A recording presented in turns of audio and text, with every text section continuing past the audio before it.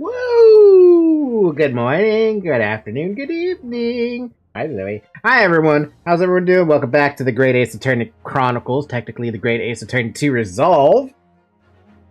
Last time, we didn't get very far. I think I know why.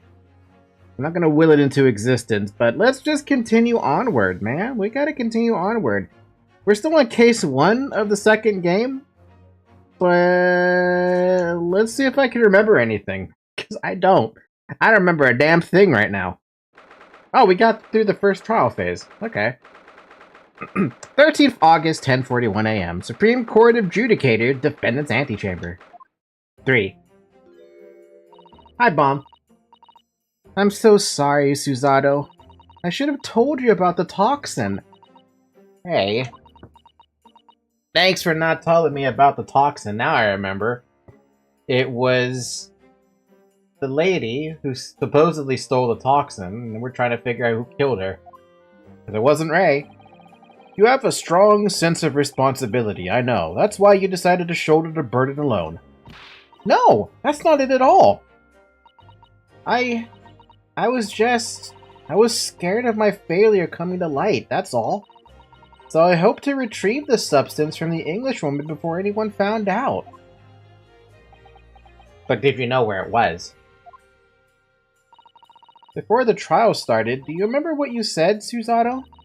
That you had no doubt in your mind about my innocence? That you'd stand by me to the last? I remember. And yet I didn't deserve your trust in me. I hid important details from you, Susato. I completely betrayed your faith in me. Hit me, Susato. I deserve it. No, in fact, throw me to the floor. Wow. Someone's a masochist. No, that's too good for me as well. Drag me through the city street. I'm no better, you know. Oh?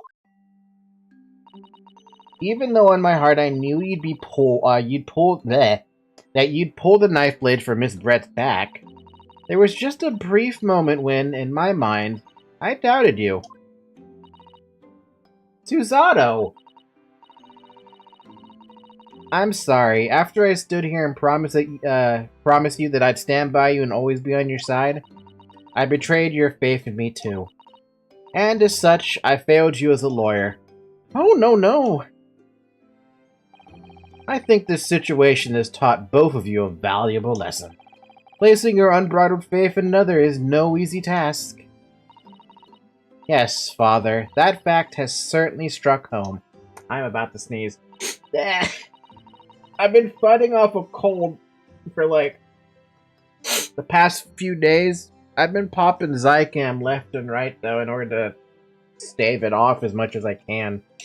But I am failing at staving it off. Because it's still kind of affected me. Just gonna pop another Zicam because it's been a while. Which is why I can see more clearly now. So, Ray, yes? Can you find it in your heart to forgive me?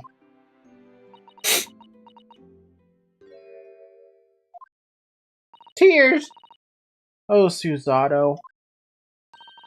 You know you'll always be a gallant, dashing lawyer in my eyes now. Oh, Ray. Oh, the thirst. I was so scared, you know, when it happened. I didn't know what was going on. The Englishwoman was sitting at the back of the hut, listening to what I was saying. I know it was you who stole the poison. Well now, whatever do you mean? And then, a moment later, she suddenly got to her feet before collapsing on the floor in front of me, with a knife at her back. Real question here I have to wonder. Did she have the knife in her back while she was sitting down? Or did she get up because she got stabbed?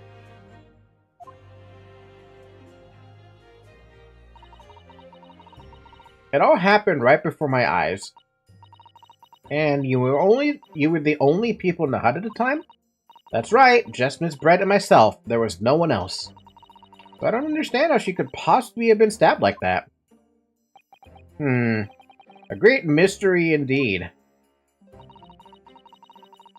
Still can't believe it happened. That's why I just couldn't bring myself to speak up. It'll be alright. However, it happened, and whatever really went on in this, by the sea that day, I promise you that I'm going to prove everything you said you saw is true. Spoken like a true Mikotoba. Now, I think we should discuss what's coming up in the trial, don't you? We don't have much time. You must make sure we have our facts in order. Yes, I expect the poison is going to come under close scrutiny in the upcoming proceedings. The police should hopefully have identified it on the blade by now. The trouble is, it's a completely new laboratory-synthesized blend of alkaloids. The police won't have any way of testing for it. See, that's what I was wondering about last week. There is no way they're going to be able to test it because it's new. Oh, I see. Yes, without this chemical reagent, it's impossible to detect the toxin. Chemical reagent? I sent a colleague of mine off with some earlier to deliver to the police headquarters. I think perhaps you should have some as well, though, just in case. A special indicator solution for a new poison under development by my father's team. It's been created in strict secrecy and exists only in my father's laboratory.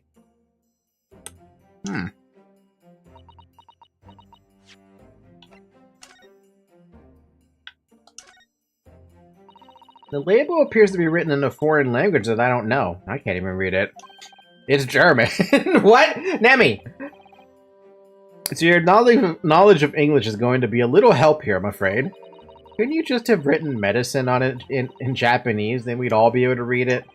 German is the international language of medicine, my dear. Nemi. But yes, I can certainly see the merit in labeling the bottle in Japanese. Though, I'm not sure medicine would be entirely appropriate. I would love to know what that says, though. I know it's in cursive? In cursive, though?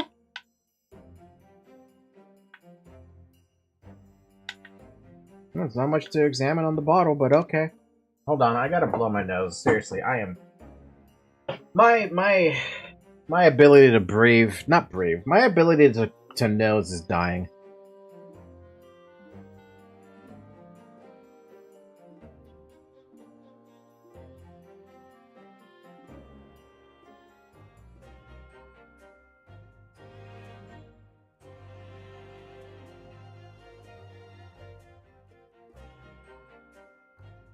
It sucks to blow my nose now. Because my nose... Sorry, not my nose. My left not left. My right nostril hurts like hell every time I blow my nose. And it's prone to nosebleed, so that's like even double terrible. What's the matter, Susato? You're suddenly very quiet. It's this newspaper article. Exclusive, deadly poison stolen from Yume Medical Research Lab. I'm wondering how the information got out, given that it was a government secret. It was all the Englishwoman's doing. What? It was when the professor and Soseki-san were being interviewed at the lab. That so-called English lady swaned in without any compunction, said to Professor Mikotoba. Oh, Professor, surely your guest would love to hear about your work on that substance there? It put me in a very awkward position, to be frank. But Soseki-san's curiosity had been piqued, so I had little choice but to give him a cursory introduction. So then, Soseki-san knew about the poison? Yes, and it's highly likely that the reporter who was writing up the story about us would have caught a glimpse of the toxin too. This Memo-san. Oh yeah, that's the guy. The supposed, the guy who took the photographs for, this specific photograph, as well as the one that's on the newspaper. Because of that little lightning symbol there. Lightning symbol? By the way, did the reporter join you all when you went to the beach? Oh, no. I don't remember the reporter being there. Indeed, he shouldn't have been. I very much doubt anyone would have wanted him there. Oh? A known criminal had been given permission by the authorities to bathe by the seaside. Soseki-san pointed out that inviting a reporter might be problematic, so the man was sent back to his office. Yet he obviously didn't go back. He secretly followed the party to the beach and took this very candid photograph. And then presumably he posted it anonymously to the police. Ah. Yes, that must be what happened. That doesn't answer the question of who murdered the girl, though. Counsel! We just heard that the new witness is now ready to testify. The trial is about to resume. Please proceed to the courtroom at once. It's time to steel ourselves once again, then. Defense Attorney Ryutaro Naruhodo. Yes! Ray has put her faith in me now and told me everything.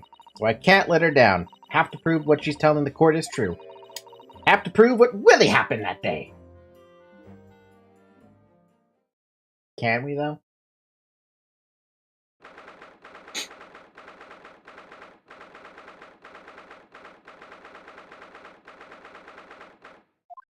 Yeah, that Zycam is like starting to hurt my throat with the tang.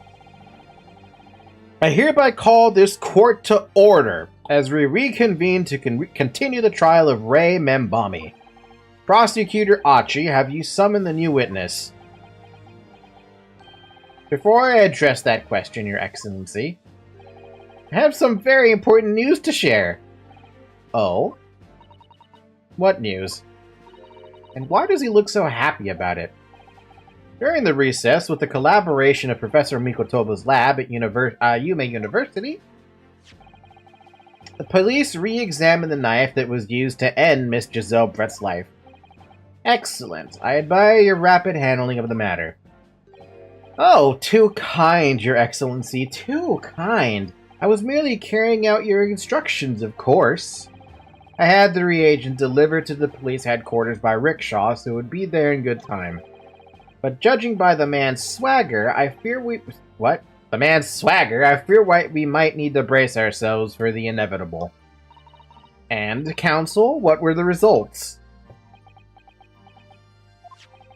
This dagger, which was so cruelly used to end the life of the victim, has no trace of poison anywhere along its blade. Oh, that's a problem. What? Are you sure about that? I would stake the reputation of the police on it. Oh, so you would stake the reputation of the police, but not yourself? Hi, Fauci, I'm back. It's Fauci. Oh, so hi, Airy. Armed with the reagent, the test is extremely simple. They couldn't have made a mistake. Small knife from the scene of the crime that was found in the victim's back. No trace of poison was found on the blade. Well, that rules out the poison, then.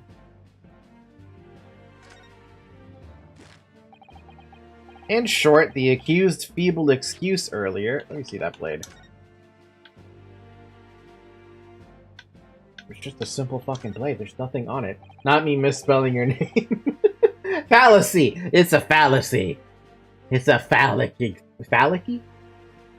Phallicy? Phallicy? Phallicy? Phallicy? I can't think of a word. Folly. Ah, yes, this must be the victim's blood. Oh dear. Blood is never a pretty sight, is it? I'm having to fight the urge to run it under a hot tap and get it clean. You've always been fastidious about cleanliness, haven't you? I think this is something else, Father. I guess there's nothing else on this blade. It's just a stupid knife. Well, I mean, it's just a stupid knife that's a murder weapon. Has been utterly destroyed. Goodbye, my attempt at figuring out it was poison. Now, the prosecution is ready to call the new witness. Ah, the newspaper reporter who managed to capture a photograph of the crucial moment. Good. Very well, officer. Bring in the witness. No trace of poison on the knife. But if that's really the case, how could the toxin have entered the victim's body? That is a good question.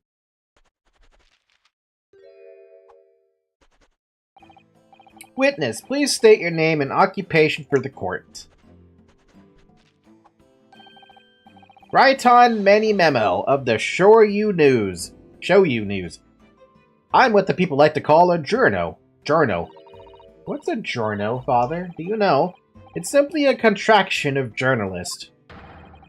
I'm there where the news breaks, put pen to paper, catch these scoops, so they're in print the next morning. They don't call me the hero of the Herald for nothing. The nice guy of news. This guy's got a lot of, energy. So, it was you who took this photograph, was it? Well, what have we here? I'm sorry? Oh, brace yourselves, people! Many Memo senses a scoop in the offing. Female student up to foul play defended by curiously handsome young lawyer in Supreme Court.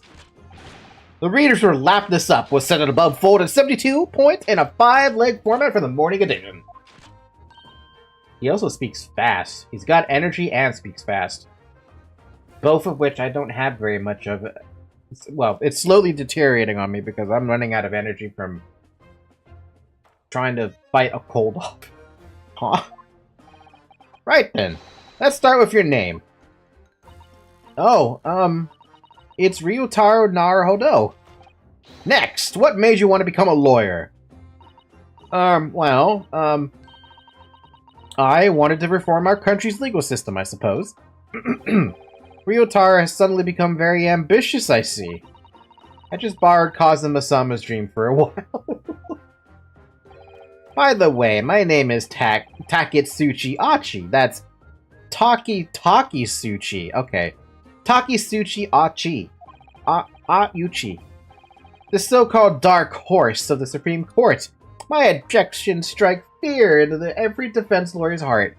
I can feel my voice going away. Let's get some water. This is not a good idea to have this water right now because I literally said as I come.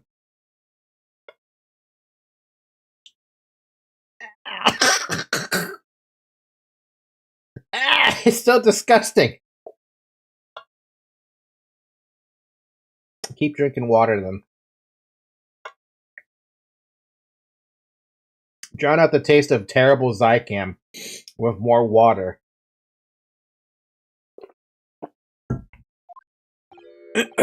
No, the readers won't buy that. What? Witness. Yes. What this court demands to know is whether or not you were responsible for the taking of this picture. It was delivered anonymously to the Imperial Police Bureau only yesterday. Yeah, I wouldn't be your journal if I didn't click quick when presented with a scoop like that now, would I? Sometimes stories call out to me, sometimes I have to chase them down, but either way you've got to be fast. Fast legs to run with and a fast hand to write with. It's no good if you don't note it down, I always say. That's what I call my many memoism. Many memoism. Many memoism.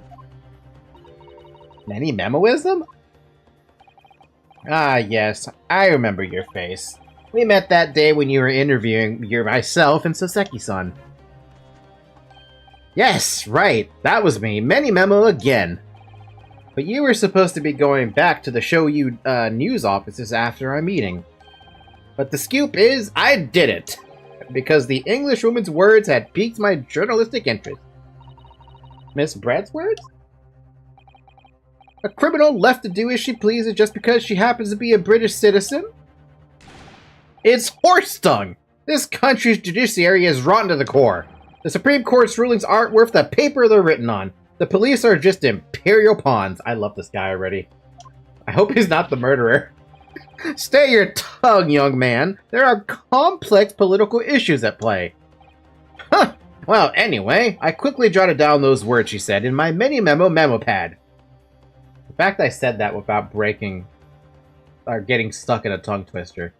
But that's a pretty good memo pad.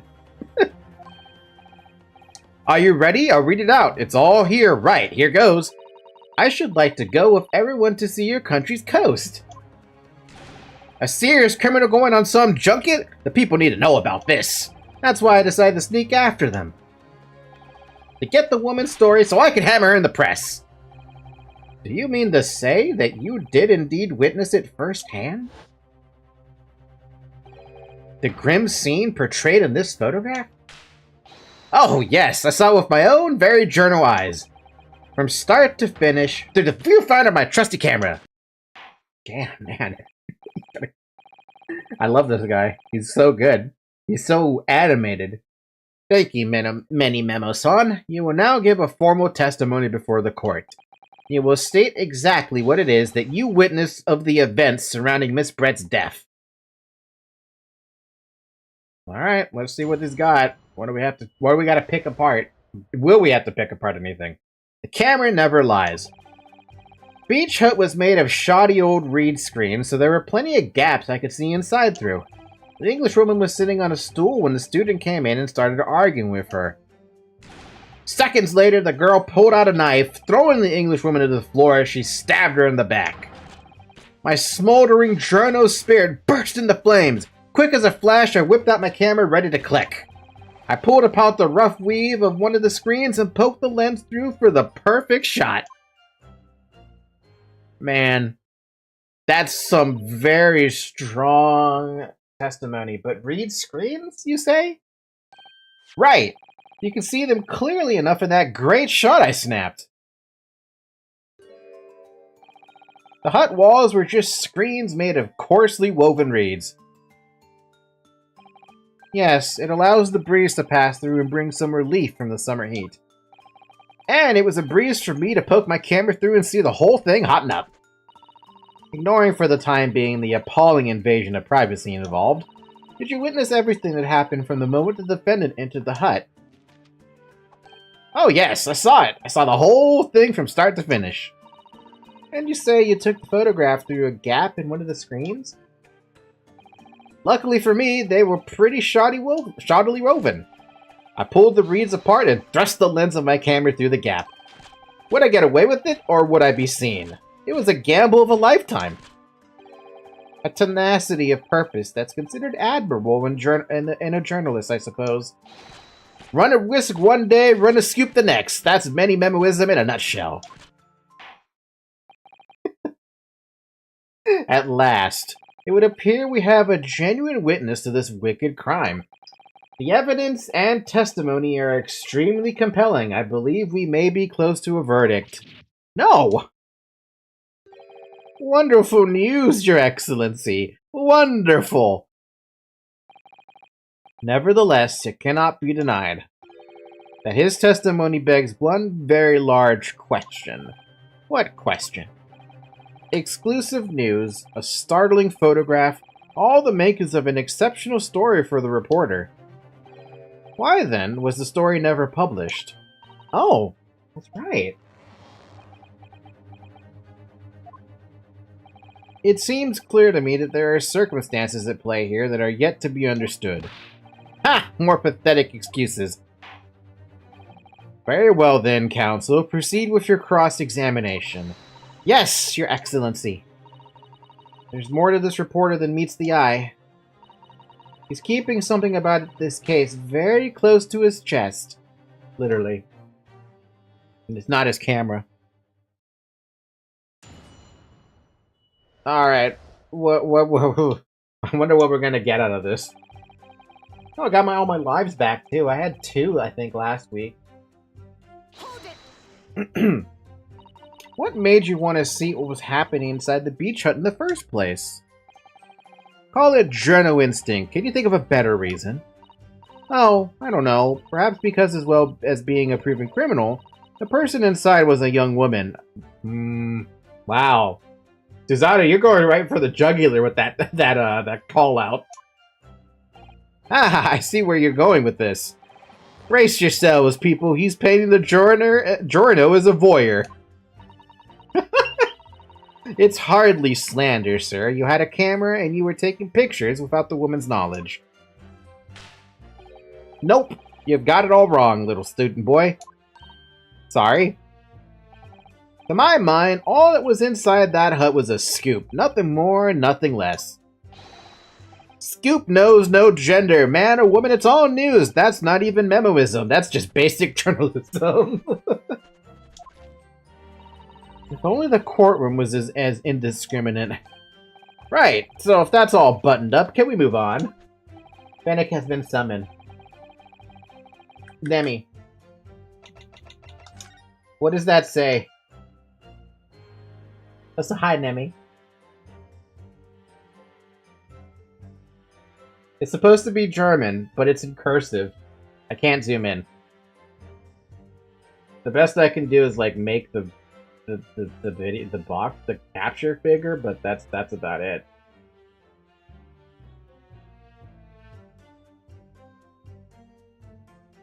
And I can't seem to grab. Oh, it's because it's that. Yeah, okay, understandable.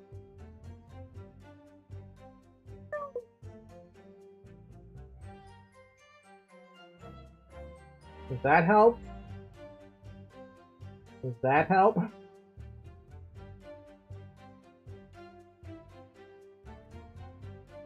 Falky, Nemi is bothering me. What did Nemi do? Yeah, but what does the label say? Because supposedly it's in German, but I have no idea what it says in German.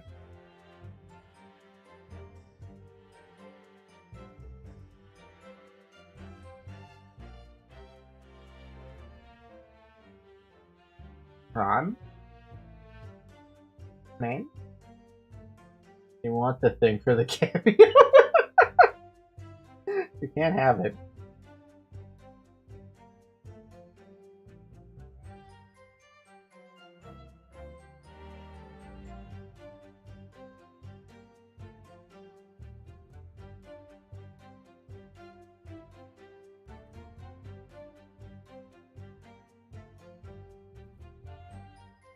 Some letters are illegible.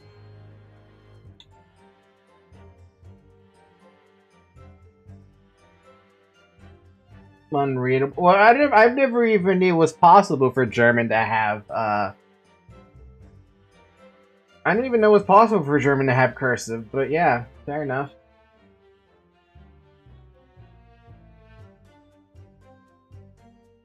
Did I go back into where it belonged? Yes, it did. Cool. Good. Bam, bam, bam, bam, bam.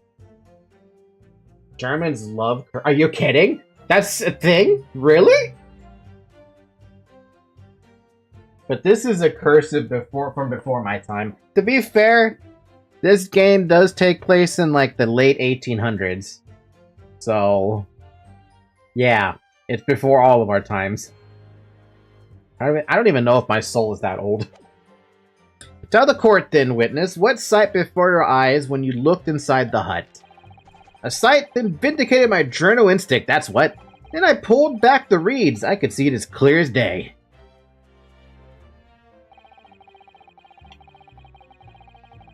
Hold it. Can you tell us about the argument? So you actually saw Minbami-san entering the hut? Yep. And she was raging. Raging like my journal spirit. And the argument you mentioned, what was that about exactly? You stole it. I didn't steal it. That kind of thing. Talking about the poison, I suppose. The student girl walked right up to the Englishwoman and really started laying into her. I mean, if she'd laid into her anymore, there would have been eggs. God. The man should have been an author. His descriptive talents are wasted on journalism. But the student's ranting fell on deaf ears, like a Japanese person listening to English for the first time. He really ought to work on his similes first, though, to be honest. Anyway, the point is that woman in the dock was mightily angry. And her temper finally got the better of her, it seems. Dear me. Which was that climactic moment that I caught on film.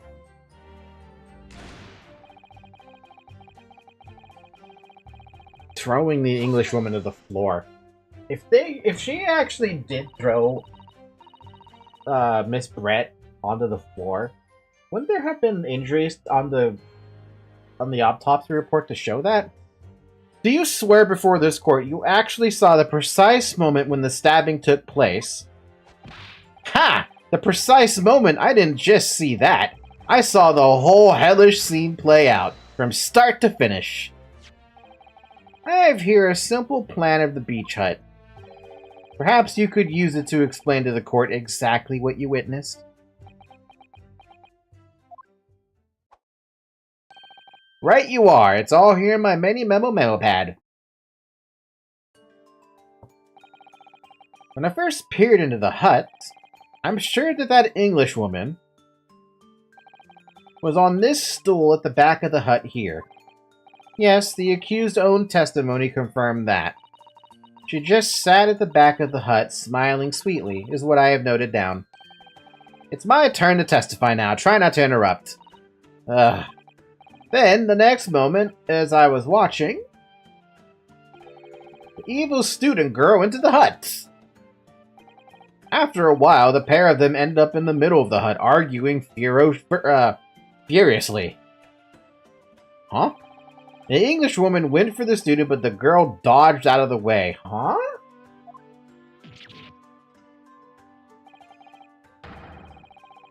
This felt like a Fire Emblem combat sequence right there. And in a flash, plunged the knife into her adversary's back as the two passed each other. What you describe as a grim crime indeed. Never sugarcoat the truth. That's what many memoism says. Alright, thanks for the plan. By the way, Many Memo-san, whilst you were watching that terrible scene unfold before your eyes through the gap in the screen, did it not occur to you to try to prevent the tragedy rather than capture it on film? Journos have to be observers. We can't get involved. That's our raison d'etre. I don't even know what that word is. So you didn't converse with Miss Brett at all? Obviously not. An observer always remains on the outside looking in. And that's something to be proud of, is it? Your Excellency, if I may. Yes, Professor. I think the witness's last, expertly phrased statement should perhaps be added to his formal testimony. Father, what are you... I will grant the defense's request. Many Memo-san, you will supplement your formal testimony with the aforementioned statement. Well, nihilism is the foundation of many Memoism, but I'll gladly prove that my words aren't meaningless. Never once set foot in the hut, nor spoke with the English woman. Only there as an observer. Why would he want us to add that? Really, you didn't set foot inside the hut at all? Are you quite sure about that? I think you may have the wrong impression of me. We're talking about a murder scene here. My nerves were stretched to breaking point already. Oh, I see. You were scared. Maybe I did have the wrong impression of you, yes. It was all I could do to stifle a scream and hold my hand steady enough to snap the shot. You really should have summoned help before thinking of your camera. Many Memoism and humanism don't always agree, and most of the time in those instances, Many Memoism comes out on top. As a sculptor of stories, sometimes I have to be cruel for my art. Yes, that's spot on. Surely he's making all this up. He claims to have spied the whole affair from start to finish. If true, his testimony is devastating. But it does seem as though he's holding something back, doesn't it? If that's how you feel, I suggest that you trust your instincts and press him on everything he said, as you've no doubt seen many times before in your role as judicial assistant. Yes, I have. I've seen witnesses like this pressed often. I know exactly what to do. Do I, though?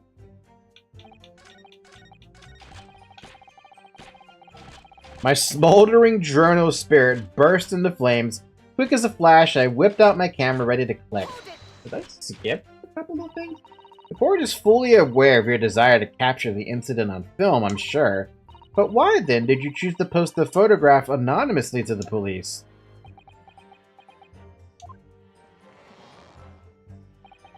I'm afraid I don't understand a word that's coming out of your mouth. I'm asking why, as a journalist, you decided not to make a story out of the incident? Think of me as a sculptor who makes art out of the sordid, private details of other people's lives. But I never discuss my own personal life on principle. I mean, that's basic Many Memoism. It's not something to boast about. No doubt your burning desire to see the truth exposed and justice done was what motivated you. That's it! That's brilliant! My burning desire to see something or other exposed. There has to be a good reason why he didn't think to write an article about what he saw, though. By your own admission, you were outside the hut. How, then, did you manage to take the photograph?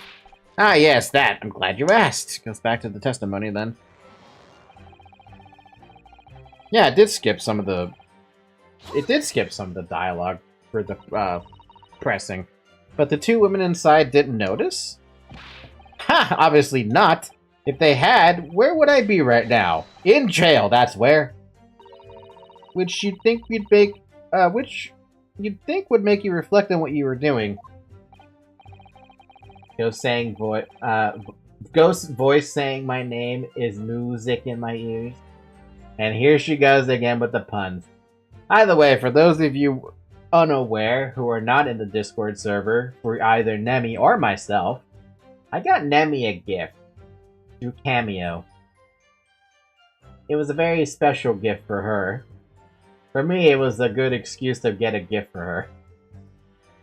Long story short, if you're familiar with the Call of Duty franchise, or really this like the entire story there, I got Samuel Rockin? I can't pronounce his last name, I think. He's the guy who plays Ghost for the 2007 Call of Duty? Rukin, thank you. Samuel Rukin. I got him as a cameo 2022. He plays the 2022 version of Ghost. And I got a cameo. There you go. It's in chat. Modern Warfare 2 2022 Ghost. I got Samuel Rukin to come up as a cameo and give Nemi a 2-minute video of stuff. I have never seen Nemi so fangirly, so happy, so giggly giddy. Every word under the sun that it was so unbelievably cute. I really wanted that to happen on stream for her, but I'm like, I need to show her this now because I felt like she needs it. And man, was I glad I picked that point. I could smooch you all over it. It's a good time, man. It's a good time. But yeah, if you want to see the video for yourself, either join Nemi's Discord server or my Discord server. We both have it posted there. Well, I posted it there both, so if you want to go see what Mr. Samuel Rukin said to Miss Nemi, there you go. There's an excuse to jump in the Discord server. I could show it off here, but I'd rather let Nemi show it off on her stream. So, go follow her over at twitch.tv/NemiVT. And Nemi with 2 eyes. At least I think that's Nemi with 2 eyes. Now I have to check.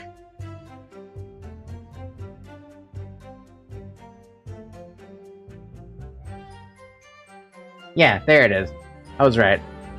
Copy link. Paste link. There you go. You can follow her over there. She streams on Twitch, generally on the weekends.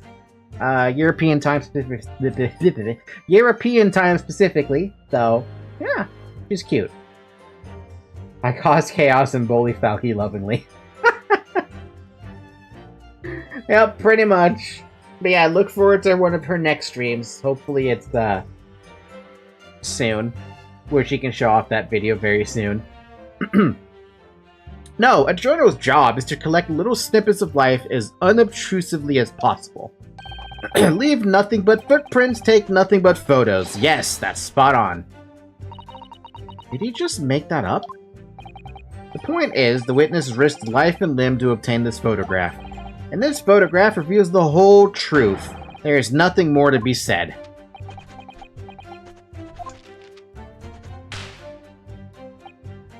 That's strange. Do I have anything I can present in, like, what can I say about this? This is correct, but this part's not correct. Well, Nemi fangirl.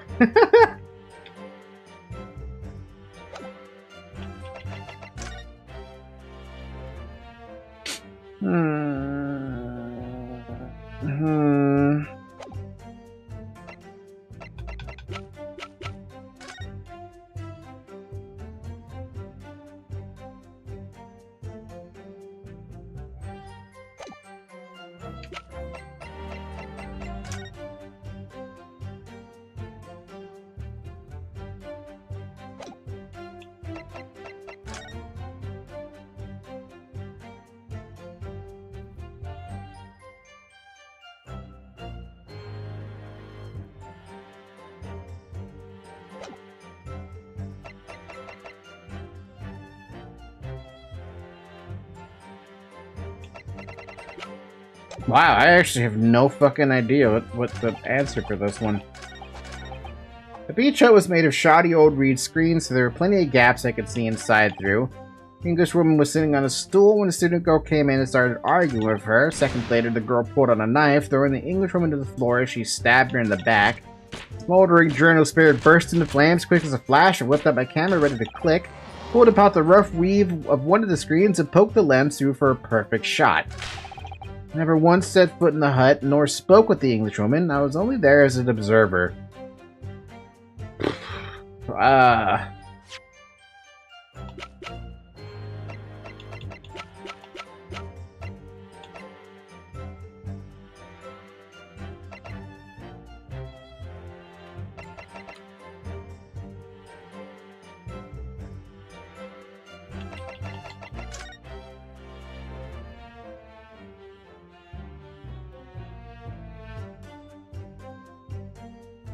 Shit, I have no idea here. I feel like I need to press again, but I'm like, what am I trying to find? Hold it.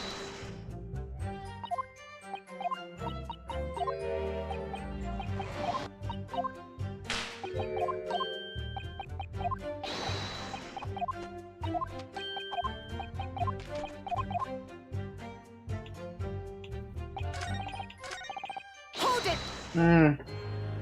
What am I trying to find? I don't think I got anything. I think I pressed everything at this point. The only thing that's weird to me is that Mikotoba, the professor, gave us a extra testimony to mess around with. Well, like, what am I gonna do with that?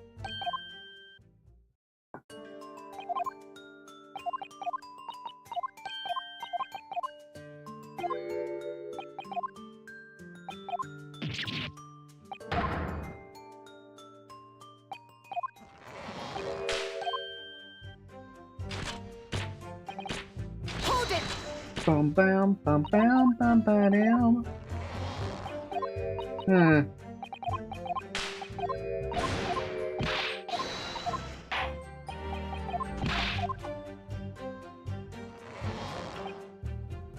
Hold it.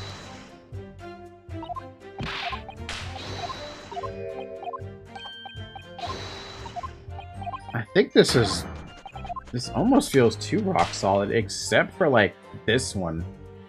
This is like the only thing that's like...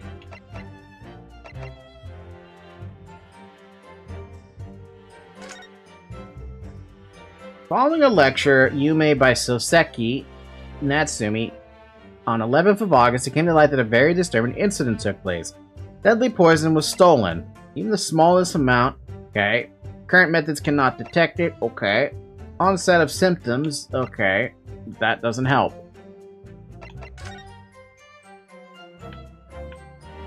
And then it talks about the interview. RM?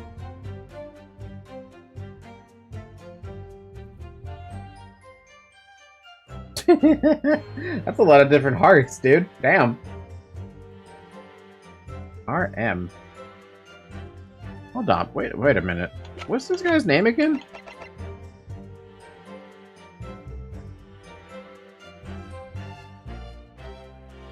RM? Many Memo? Wasn't his name, can't look at people right now.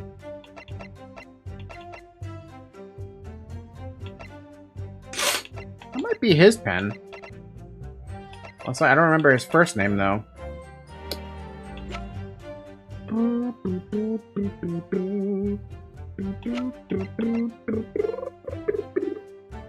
Right? Yeah, okay. Yeah, first, then this must be his pen, then.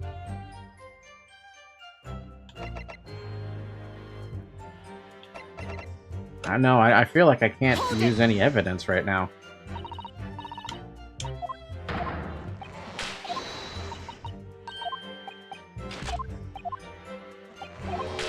Holy bejesus, even some of those emotes came out in boxes.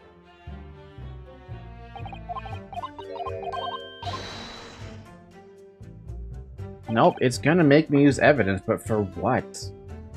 That, I believe. Shoddy old screens, Englishwoman on the stool, arguing. Knife, that's probably wrong, obviously. Burst in the flames, quick flash, pulled the weeds, and then this. This is like the only one. I never set foot in the hut, nor spoke with the Englishwoman. Only there as an observer. Oh, why did I press? This one has got me lost. I feel like I'm just gonna have to gamble then.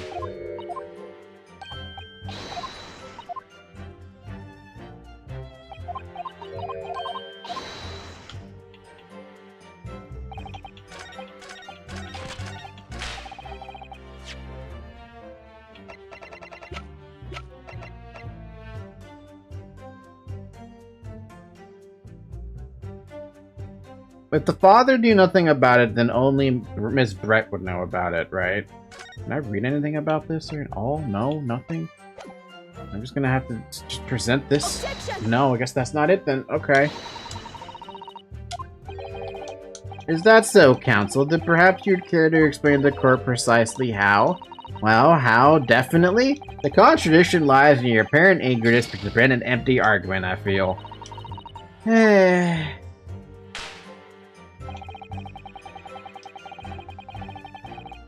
Let's hit the game with the save, then. We're gonna save it a bit. Save, scummy scum. Scum, scum.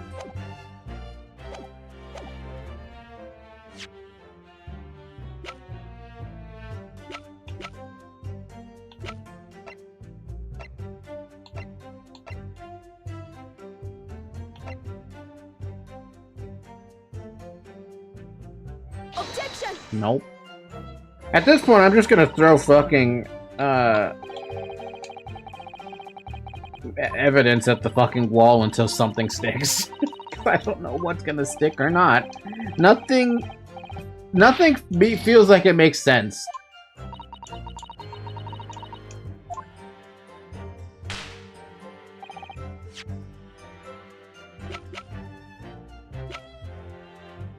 Objection! Nope. We are desperate.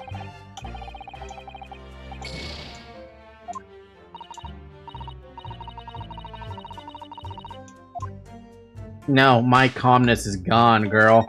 I've got no calmness when it comes to whatever the fuck evidence I'm supposed to present. Objection!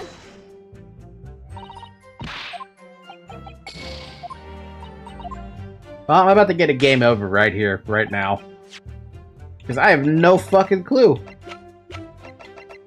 Objection! It is the pen? Okay, then why's it gotta be the pen?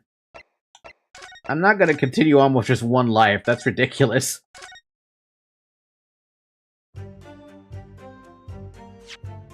I know it doesn't feel right that it's the pen, though. Like, I linked it to the guy because of the initials, but it doesn't... I don't know, it doesn't make sense. Objection! Manny Memo-san. Yet it has to be found at the scene. Was it found at the scene? I don't remember now. It's been a week since I got to see any details of this case now, so my brain's probably not working. Manny Memo-san, until now I've had a firm belief that newspapers are in the business of uncovering and publishing the truth. You're spot on there. The press doesn't lie, which is why I'm proud to wear the emblem of the Shoyu News on my arm. In a way, that's more Manny Memoism. I just realized that emblem of his is actually the same fucking emblem as the one thing here at the bottom. Sadly, though, it seems the journalists who write for those papers don't always share the same passion for the truth. Well, what are you suggesting with those recriminatory words, Counsel? Manny Memo-san, do you recognize this fountain pen? Ah! This pen was found at the scene of Miss Brett's death. Wait, was it? Fountain pen, there is a very small amount of liquid on the ink reservoir. I don't remember that. In fact, the murdered victim was gripping it in her hand as she died. Oh yeah, look at that, she is. We forgot about that. There's the links that I needed that I forgot about from last week. What are you? If you look at the barrel of the pen, you'll notice that its owner's initials are engraved there. RM. Yes, thank you for bringing that up, Counsel. The initials of the accused, Ray Membami. Is it a coincidence, I wonder, that your initials are also RM? No! Wright-in Many Memo. RM. That's horse dung. Can't you see one of the central tenets of Many Memoism is being a pencil user? And yet, as the court will clearly be able to see, on your right hand, there's a very obvious blue ink stain. I did notice that ink stain. You get his pun name? I did not get his pun name. Written many memo? Oh. Written many memos. It would appear that you must... it would appear that you must have rather carelessly left it somewhere recently. Your favorite fountain pen, that is. Horsey horse dung. Many memos, son. It is not the case that before... Is it not the case that before she died, you met with Giselle Brett in that beach hut? Why should we listen to this absurd nonsense? It's nothing but another excuse. Exactly. Show You News will stand behind me all the way. I deny everything. There must be as many people with the initials RM as there are stars in the night sky. The defense has neither the time nor the inclination to count every star in the sky. And there's no need anyway, because this pen has more to tell. Yes, there is another clue. A clue that undeniably proves who its owner really is. In that case, counsel, the defense will now show the court where this alleged clue lies. Of course, Your Excellency.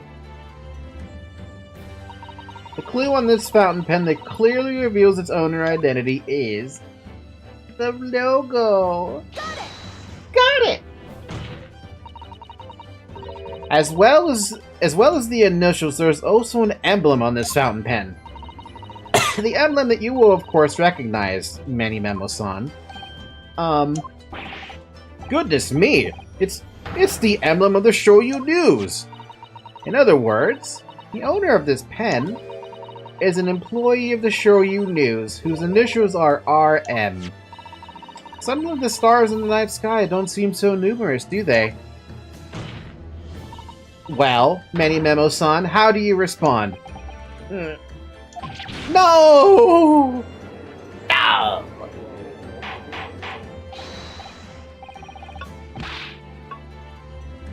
Water. Order! Order! Explain yourself, witness!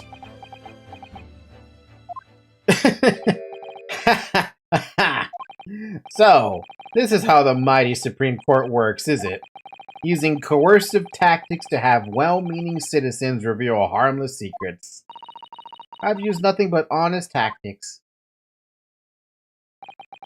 Alright then, fine, I won't try to hide it anymore.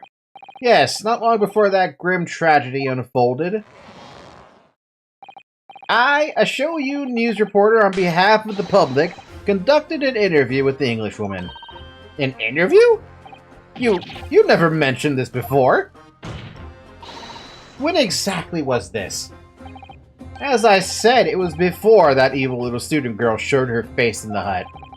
It couldn't have lasted more than 2 or 3 minutes, that's all. It was just a brief exchange.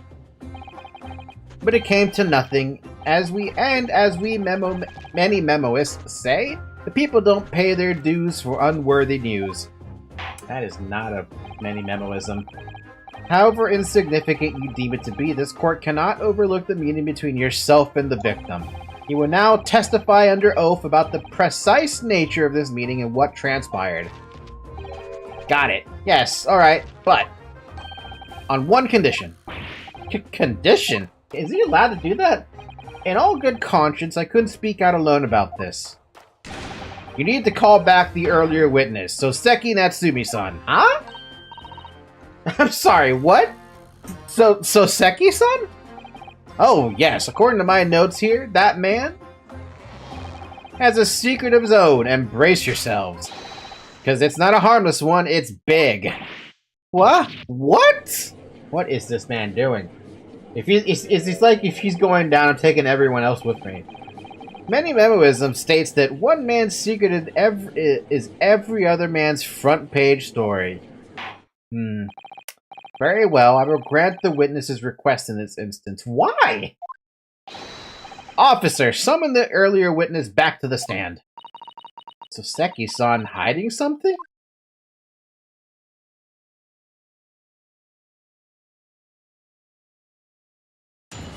Oh, this is weird.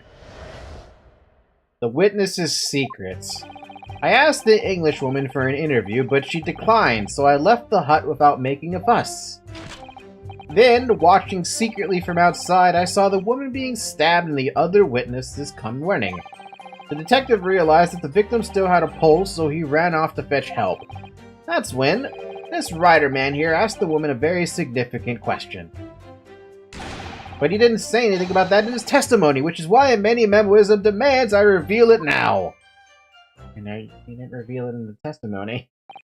You mean to say that the victim regained consciousness? Well, and when she did, you decided to ask her a question?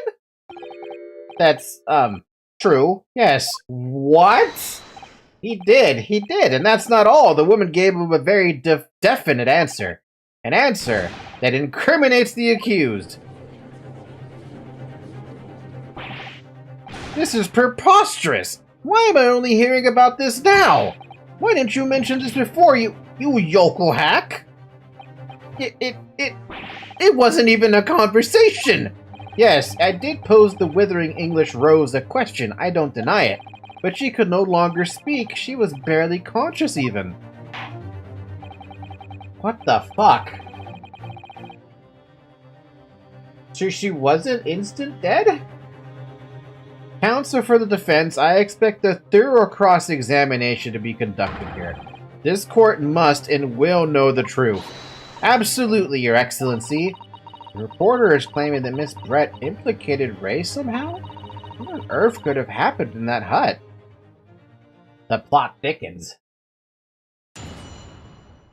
Hold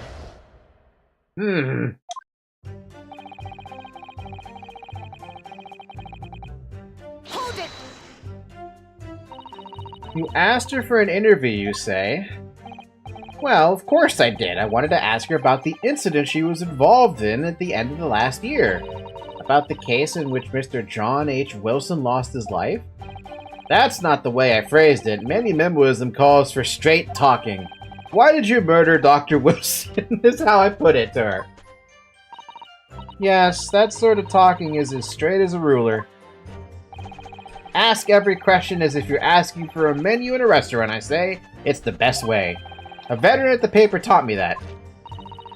And how did Miss Brett answer? Fuck off. With one simple phrase, fuck off. Mystery is a woman's charm, huh? Woo, that told me. So I waltzed right out of there. Really? Something about that doesn't quite seem to fit together. Leave every room as if you're waltzing in a dance hall, I say. It's the best way. A veteran at the paper taught me that.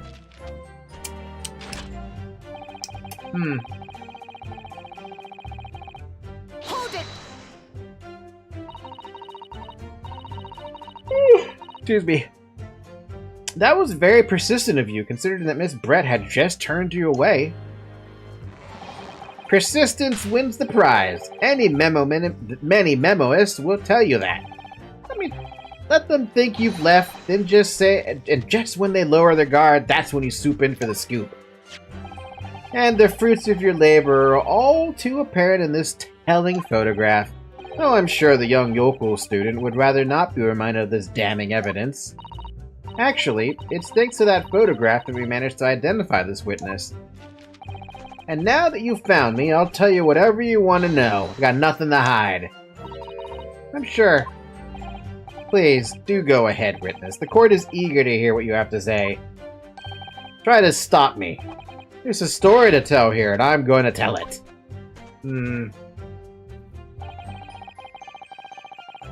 That really went nowhere with that press, but let's keep pressing. And so Seki-san remained behind in the hut. That's right, yup. Our Arthur friend here was a blabbering wreck, shaken all over from his head to his toes, mustache twitching, eyes bulging. What do you expect? You don't know the terrifying troubles that taunted me whilst traveling abroad. Back behind baleful bars. They're coming for me, surely. That's all I could think. I felt as though I were gasping for air, drowning in a sea of cold sweat. Poor Soseki-san. His experiences in London have scarred him deeply. As the world seemed to close in around me, I quietly recited a prayer to Amida Buddha. Eternal emptiness, empty eternity! The end is coming for me, surely! That is not a prayer. No sutures are to resound in my courtroom, please. And now, we come to the crucial part, and that's when it happened. That's when this writer man here asked for the woman a very significant question. What's the question? What question? What exactly did he say? Well now, you should hear that from the horse's mouth, I think. Don't you, Mr. Writer Man? Arrgh! Out with it, you yokel hack! What did you say to her? What did you say to the dying English woman? Well, in truth, I'd been catching crabs at the water's edge and building castles in the sand, you see. Well, the seaside is a place to be at leisure, I suppose, even for a grown man. But then all of a sudden, from the little beach hut, a young girl's panic-stricken cries for help pierced the air. Hey. I ran up to the beach to see what was happening, to find the defendant Leo, the collapsed victim. As soon as Inspector Hosonaga saw him as he bled on the ground, he sprinted off to get help. And then, just a moment later, I heard a faint moan. A moan from the dead Englishwoman. I nearly jumped out of my skin! But what did you ask her, Soseki-san? I asked her, who did this to you? Oh. Don't protract this any longer. How did the woman respond? She didn't! She said nothing in response! But... When in the stand, you will answer the questions asked of you unambiguously. Now, without evasion or reticence, I demand you amend your testimony. I will! I gotta blow my nose.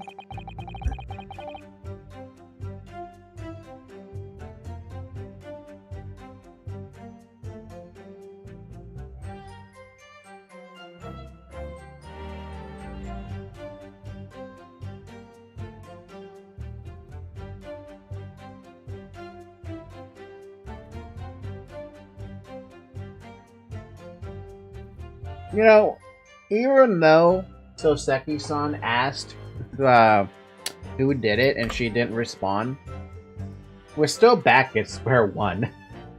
Everyone is still putting the blame on Ray. Hold it! So you tried to find out who the culprit was. He who asks the question is a fool for a minute. He who does not remains a fool forever.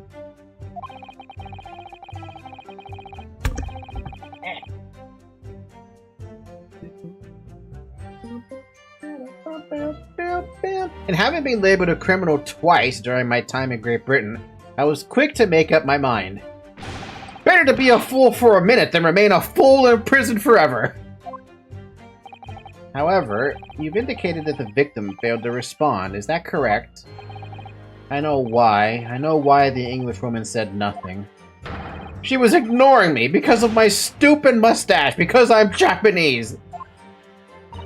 Oh dear, Soseki-san has really developed a dislike for the English, it seems. He became racist, I think. Having read the report on his time in Great Britain, I can't say I'm surprised at his xenophobia. Oh, that's an even better word. Thank you, Mr. Professor. But the Englishwoman didn't ignore you at all, did she, Mr. Writer-Man? Hmm? Well, yes, alright. She did respond in a manner of speaking, I suppose. She just lifted a trembling finger and pointed in the direction of the defendant. Oh boy, that's damning right there. Miss Brett pointed a finger at the defendant? Soseki-san, is that really true? It's not easy to stand here and say this, but when we first entered the beach hut, the Englishwoman was sprawled on the floor before us with the student girl standing on the far side of her.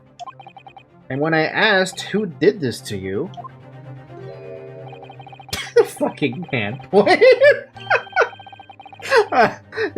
Okay, can I make a quick note of this? This looks like the prod attack from Worms. The victim is prodding the culprit.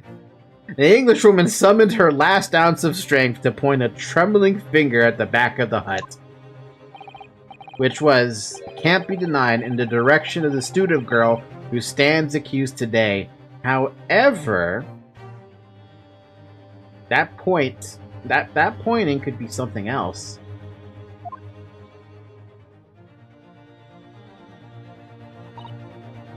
No.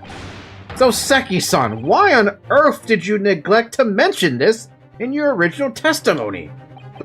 But fiddlesticks, I say. This is not a British court of law. You will respond in Japanese. Yes, of course, the Englishwoman did point her finger towards the back of the hut, but I was trembling, and she was trembling, and everything was a blur. And thinking about it, I feel as though perhaps she was pointing in a slightly different direction. Actually, no, not slightly, in a very different direction to where the student girl was standing. To somewhere at the back of the hut, where nobody was standing at all. You mean that your memory of events and the direction in which the victim was pointing are both unclear? Yes, that's it, unclear. I'm very, very unclear. Your Excellency, surely this proves the matter beyond all reasonable doubt. Yes, the woman may barely have been conscious, and yes, perhaps her finger wavered slightly. But there can be no doubt that this was an attempt by the victim to confirm the identity of her assailant. Why?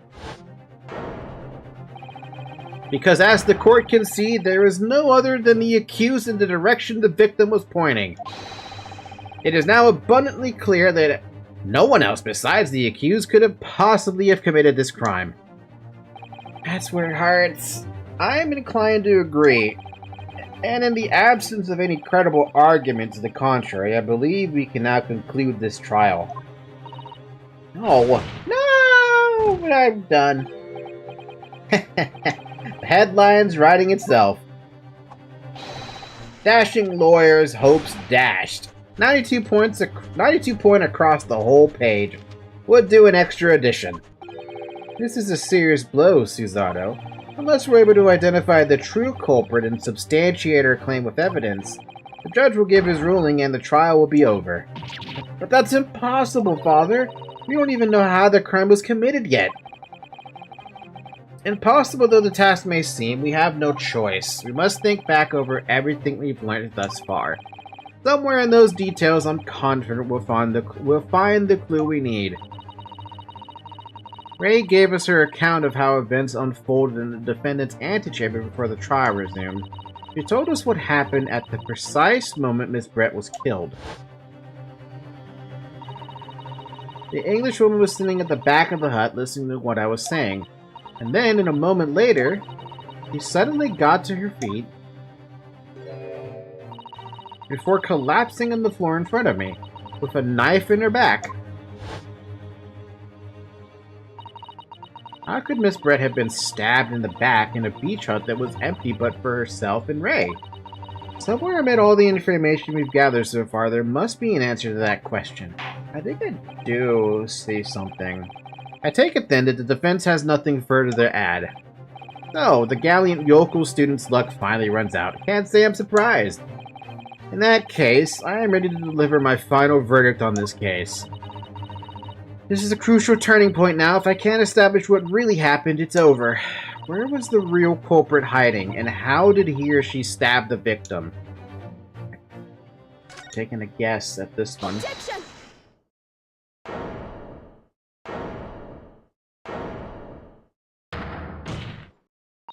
Your Excellency, I respectfully ask you to postpone your adjudication for the time being.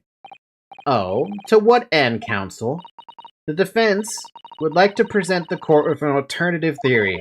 An alternative theory that can explain who the victim was actually trying to implicate with her dying gesture. Objection!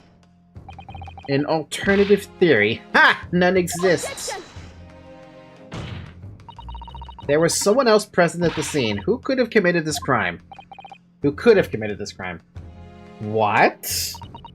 And the victim, Miss Brett, tried to reveal who it was to those around her at the time, by mustering all her remaining strength and pointing a trembling finger in the killer's direction. This is fiction, fantasy!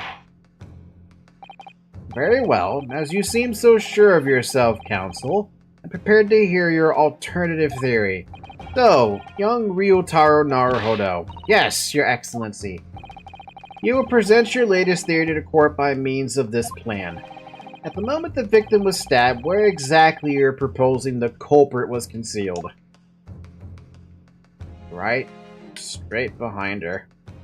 No other way. Take that! Naruhodo-san would never give up, and I am a Naruhodo now. But you're not married to him. The true culprit who fatally stabbed Miss Brett was concealed in this location here. Are you mad, Counsel? Are you mad? You're suggesting the culprit was outside the hut? What?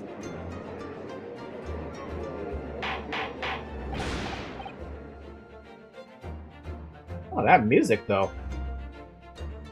Order! Order! Order!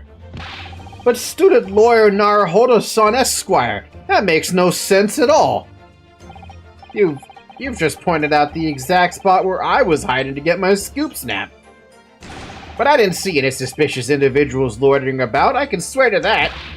Obviously, if the culprit had been outside the hut, there's no way that he or she could have stabbed the victim who was inside the hut. Actually, Prosecutor Achi, there is a way. Ah? And, in point of fact, the defense can provide evidence strongly suggesting that this is precisely the way Miss Brett was killed. You're bluffing. You're bluffing, you yokel! The defense assertion is clearly too fantastical for the court to comprehend. You will need to give us more guidance, Counsel. What piece of evidence corroborates your theory that the victim was stabbed from the outside? It's this one, because there's a little stabby hole right there that I noticed from the very beginning. But I wasn't able to make any mess of it. The original photographic print of the crime scene? Yes, it's clearly visible in this print. The trace of the fatal thrust that was delivered from outside the beach hut. Do you take us for fools? There's no hint of any such thing. I'm not sure that everyone present would agree. Someone, at least, appears to have noticed what it is I'm referring to. Counsel, once again, I must call on you to be explicit for the court. Where on this photograph is the trace of the stabbing which you claim to take place from outside of the hut? Right there. Look closely just here. Did the photo get bigger? In the screen at the back of the hut, you can see the effects of a blade having been forced through the reeds. No, I can't! I can't see any such thing! It's true that the hut in question had 4 walls as you'd expect. However, by parting the reeds, a knife blade could easily penetrate them. This is extraordinary! Yes. The true culprit actually stabbed the victim from outside the beach hut. Ah. And of everyone present at the scene, there is only one person who could have done that. Only one person who was directly outside the hut when Miss Brett was killed. Wright and Manny Memo-san. It could only have been you! Ow! Objection! This preposterous idea leaves me almost speechless. Just look at the photograph again. The victim lies almost exactly in the center of the beach hut, does she not? Are you really gonna try and suggest that right now? Are we to assume, as part of this scenario, that the assailant was a knife thrower? Objection! No, of course not. We're not? If we recall the testimony of the defendant about the events just before the victim's death, Inside the beach hut, I confronted Miss Brett. But she just sat on a stool at the back of the hut, smiling sweetly at me as if she knew she was untouchable. A stool? Have another look at the photograph. The slit in the read screen would align perfectly with the back of a person who was sitting on that stool. My word! So, in fact, the victim was killed while sitting on that stool by a stab wound to her back delivered through the read screen. Excuse me. Ah! Having been attacked, Miss Brett rose to her feet instinctively. But then, unable to speak, she collapsed on the floor in the middle of the hut, before the defendant, Nembami-san's appalled eyes. And that, Your Excellency, is the truth of what happened on the beach that day. Nice alternative theory, though. Probably wrong. Damn, what's the matter, man? What's the matter, Many Memo? Not gonna fight back? I'm sure you can. I'm gonna blow my nose again. Hold on.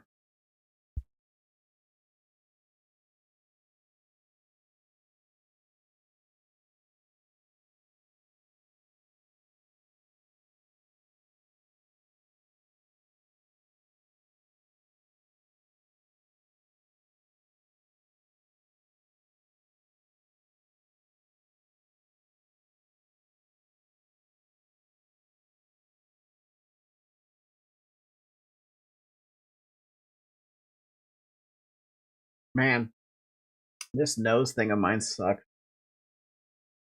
By your silence, Manny Memo-san. I take it that you don't deny the charge. This is absurd!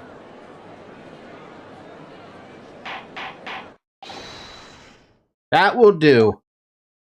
It would appear that we have a tacit admission of guilt from the witness.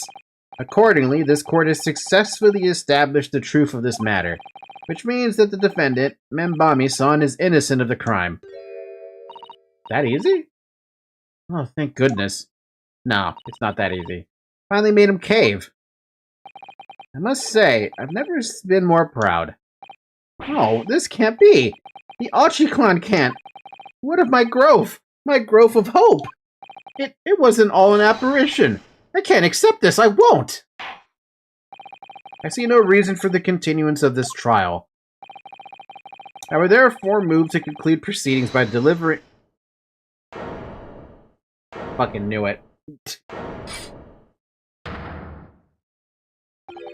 Ha ha ha! Well, this is all very convenient. This is how the highest court in our mighty empire delivers justice, is it? Suppressing well-meaning citizens' freedom to speak and branding them as criminals. But we've established that the victim was stabbed from outside the hut through the reed screen walls. And no one but you was in a place at the time to have his hand on the hilt of the blade. It's a perfectly logical deduction. So, your argument hinges on the location of whoever stabbed the Englishwoman, does it? Well, it seems a little irrelevant now. Irrelevant? Where she was stabbed, how she was stabbed. It doesn't matter. I mean, whether she was stabbed at all makes no difference if you think about it. After all, this trial's already shown the whole thing hinges on something else. What in the hell is he going on about? What? Yeah, what are you talking about? Brace yourself, little man. I'm talking about the fact that everything's changed. Because of the dirt you dug up. What? Enough obscurity. Explain yourself, witness. What's to explain? I'm talking about the poison, of course. The poison? Let's ask the professor for a comment on the situation, shall we? I understand that the deadly poison you were developing was stolen from your laboratory, correct? It's been shown that this poison was administered to the victim as Brett, is that right? That is correct. The unusual constriction of the victim's pupils are a sure sign that this particular poison was used. I see. So, presumably that means that the victim already had the poison in her body before she was stabbed. Given that her pupils were clearly constricted, it seems highly likely, yes. If she had been dead already, the poison could not have circulated in her blood.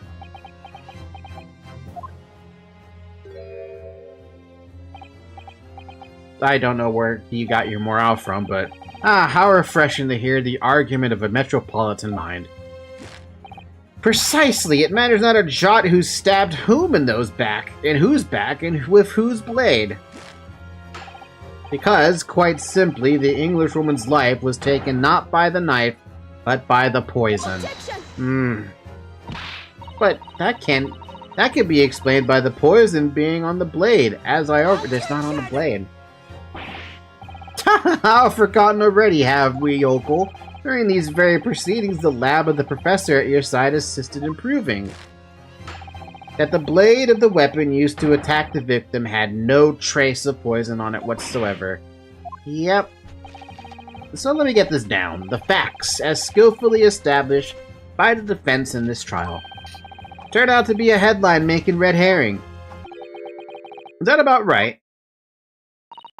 Ow. Well...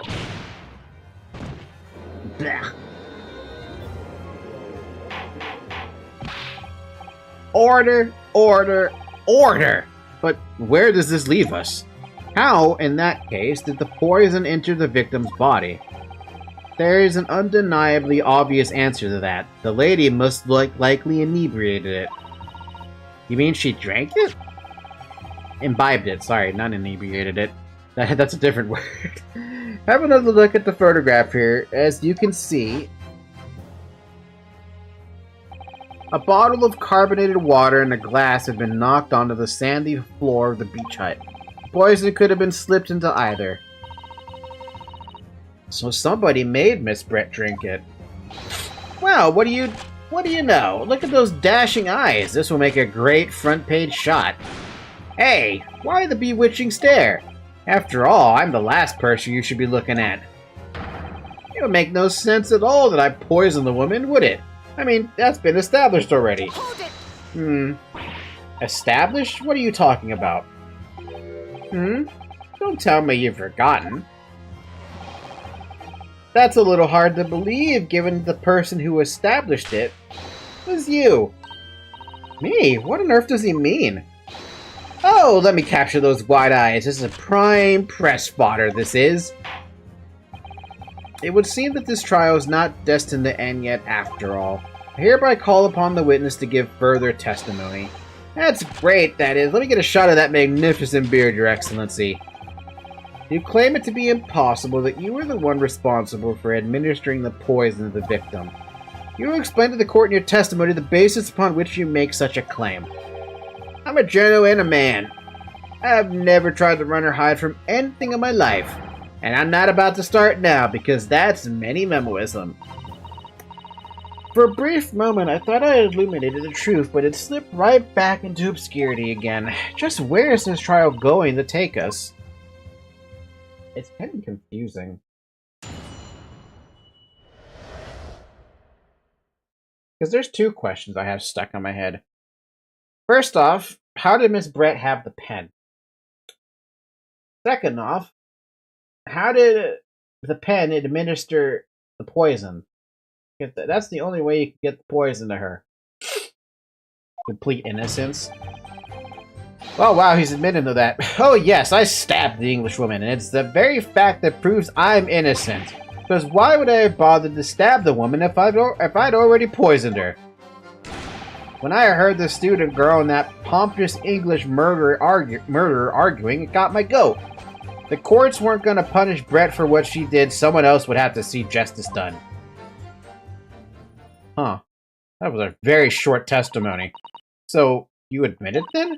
That everything happened as I described? That you were the one who stabbed Miss Brett in the back through the read screen? You can blame this miserable country of ours. A country that bows to the pressure of foreign powers and lets murderers walk free? What kind of future can a country like that have? That's why I did it. I did what our pathetic leaders didn't have the guts to do. Slap bang in the middle of that charming lady's back, I plunged the blade of sweet justice right in there. Damn, dude. He went, like, all in here. As someone who spends his life seeing that the truth is told, I feel really, really awful about giving false information in my testimony before. But as it turns out, there was somebody else who had it in for the victim and got to her before me. Oh shit, he's going back right to that. That's right, you guessed it. The pretty little student girl. Now there's a woman after my own heart. You're implicating Ray again? She's the one who gave the poison to the Englishwoman and ended her pitiful existence. And suddenly, snap! This journal here is off the hook. The argument is sound, certainly. The witness had administered the poison himself. He need only have waited for it to take effect. Subsequently stabbing the victim in the back would have been entirely nonsensical. And therefore, this reporter had nothing to do with the poisoning.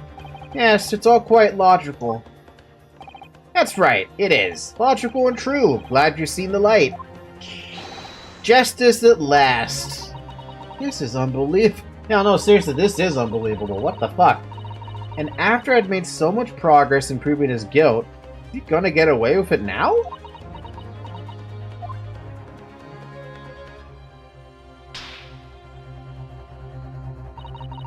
Think of Kazuma-sama and Naruhodo-san. They never stopped looking for a way forward until the judge's final gavel. Very well then, counsel. Proceed with what I assume to be your final cross-examination in this trial. Okay. Oh boy, Not bad for a fucking case one for the second game, though. But it's gonna hinge, I betcha, on Natsumi saying something. Oh yes, I stabbed that Englishwoman. I stabbed her in the back. Stabbed her 9 times. So, you do admit that you had murderous intentions toward Miss Brett, then? Ha! The woman's very existence offended my sense of justice. Your sense of claiming some sort of righteous indignation? She was pure evil, cold-blooded killer who committed murder right here on our empire's soil. But did our good-for-nothing government do anything? Not a chance, so I had to step in. Fly the flag of justice, put things right for the people. Yes, it was my civic duty, that's what drove me to do it. So, in summary, murderous intentions then. Whatever you want to call it, point is this. That Englishwoman was a blight, so I had to do what was right for society. Yet a real wrong was done by the student girl in the dock, a crime for which she must pay. Obviously, because the poisoning was nothing to do with me at all. Okay, but you also still stabbed her. Dude, there's only 4 things to press? So you still maintain that you didn't give the poison to the victim? Obviously! That'd be like putting a belt on your trousers when you were already wearing braces like these. The accused administered the poison, following which, this witness stabbed the victim.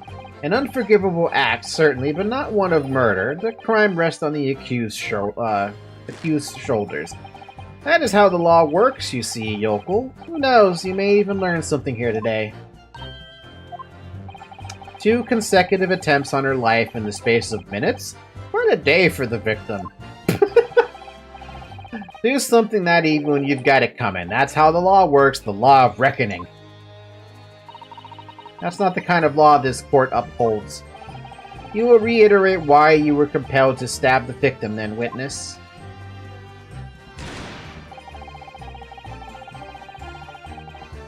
We got my goat. We got my goat! What exactly were they arguing about? About what happened in the restaurant 9 months ago, that's what. Student girl was laying under the Englishwoman for killing her beloved mentor, Dr. Wilson. Yes, John H. Wilson. Professor of Medicine, invited here from England by Professor Mikotoba, no less. Right, but the Englishwoman just jeered. Her case was to be heard by the British Consular Court in Shanghai. However, there's little doubt that she would simply have been acquitted and sent back to her homeland a free woman. It was eating that student girl up inside, you could see it. Really felt for her. Hmm? What? Wait, no. Oh, god damn it. I can't. I can't stand here and listen to this tripe. Ray? Young girl, you stand accused here. You can't just blurt out whenever you feel like it. No, you can't. Sorry, but I'm in the middle of some very important testimony here. Just keep quiet and listen. But this awful man is making all of this up. Susato, please, you have to make them listen. Return to the dock at once, Membami-san. We are in the middle of a cross-examination. Oh? Your Excellency, please, I implore you. The journalist is clearly not a trustworthy witness. Exactly. He's a filthy, rotten, black-hearted, bigoted, dirty, grape-peeping Tom. Whoa, take it easy there. Please, I really think the court should hear what the defendant has to say. Your Excellency, I see no need whatsoever to entertain the accused's remark. I will grant the request of the defense. Oh, but Your Excellency! Achi gets stepped over, dude. I love it. This is likely to be the final cross-examination of these proceedings. As such, I believe it would be ill-advised to stifle the defendant's obvious concerns. So, whilst recognizing that this contravenes regular protocol, I hereby call upon the defendant to speak. Oh. Thank you so much, Your Excellency. Okay, so you're in it too now. It has nothing to do with Dr. Wilson. We were discussing the stolen poison. Oh boy, okay. The stolen poison that killed the victim, you mean? I suspected her of being the one to steal it. I mean, just think about how she killed Dr. Wilson. That's true. Additionally, Miss Brett certainly had knowledge of the new poison. But surely it would be no easy task to steal a highly secret toxin being developed for the government. Indeed, all visitors to the laboratory are thoroughly searched when they leave. Even if a thief managed to avoid being seen by myself or a colleague, getting the poison out would be very difficult. That's true. I pestered Professor Mikotoba until he agreed to show me the poison when I visited his laboratory. But as I left, I was searched from top to tail. Miss Brett rather bluntly revealed the existence of the toxin we'd been developing, you see. And since Soseki-san expressed such an interest in it, I felt unable to refuse. Obviously, I gave nothing away other than the fact that it was an extremely potent substance. I'm very ashamed of myself. It's just that I've had a singularly terrible experience with a deadly poison. I wanted to look my old enemy in the eye. Surely you can understand that. To find out if my suspicions were true, I confronted Miss Brett about the poison. I told her if there were to be an incident involving it somehow, it wouldn't just be the university. The military would be dragged into it. The whole government even. It would be a complete disaster. And how did Miss Brett respond to your concerns? She just curled those beautiful lips of hers and said she didn't know the first thing about it. In English, actually. Ah, yes. Many Memo-san. One small question, if you don't mind. Oh, the music's gone. I do mind. Can't you see I'm busy? Clearly you were outside the beach hut listening in whilst the defendant and Miss Brett were conversing. Presumably, then, it was you who wrote this article about what you'd heard. Exclusive! Deadly poison stolen from Yume Medical Research Lab. The story was published in this morning's edition of Shoyu News. The details are too accurate for it to have been written by anyone else. Sorry, don't know what you're talking about. Sweating. Yes, look at this! The entire article is almost what I said to Miss Brett, word for word. Wow, Many Memo-san. As a journo, and as a citizen of a free country, I don't have to reveal my sources. That's a founding principle of any memoism. Father's clearly right about this. That reporter did write that article, and he based it on what he overheard from outside the hut. Alright, so he gleaned it from eavesdropping. So that's what all the... So that's what it was all about? You were trying to cover up the fact you were listening in? That's why you came up with that stinking story about me arguing with her? Just shut up! My stories never stink. Look, whatever you say, little girl, it doesn't alter the facts. Your Excellency, there's something I want to say, and I want it to go on the record. Very well, you may amend your formal testimony. Man, he's pissed. You know what, I realized whose voice I imagine, Many Memo to have. I imagine this guy being Markiplier's voice. I don't know why. I feel like I hear Markiplier's voice whenever this man speaks. Can you agree with me on that one? Surely, chat. Surely. Point is, if you go poison someone, there'd be no reason to then go and stab that person as well. Did you say you added something? No, it's just the last statement then. Hold it. I can see that. I'm so glad I'm not the only one seeing it. Perhaps you doubted the efficacy of the poison and sought to make sure your victim would die. That's horse dung. What? That would be like pouring pepper on your Chinese ramen before you'd even tasted it. Completely reckless. Although, it might surprise you to learn that I am a bit of an impetuous pepper pourer as it happens. Once the victim had taken the poison, she would have been only minutes away from death. And yet, this man then proceeded to stab her in the back as well. There has to have been a good reason for that. If it was the reporter who gave the poison to Miss Brett, then clearly, he must have done it prior to Ray entering the hut. Yes, that's undeniable. But between him leaving the hut and the victim being stabbed, there was one very crucial change in the situation. Sorry? What change? The reporter overheard the conversation between Ray and the Englishwoman. Ah, yes, that's it. That's when Many Memo-san first found out the exact nature of the poison he'd used. That could be the key here. So wait, he didn't even know about what the poison did? The victim had unwittingly taken the poison already. The reporter would have had no reason to stab her. On the face of it, that logic sounds entirely reasonable. But there's no question that this man was responsible for Miss Brett's murder. If you could think of a plausible explanation as to why he might have stabbed her even after the poisoning, I feel sure that everything would drop into place. That's what we should be looking for. Yes, I agree, and in order to do that, I must try to glean more information. Okay, that's fine, you admit to your guilt. Don't need to push that one.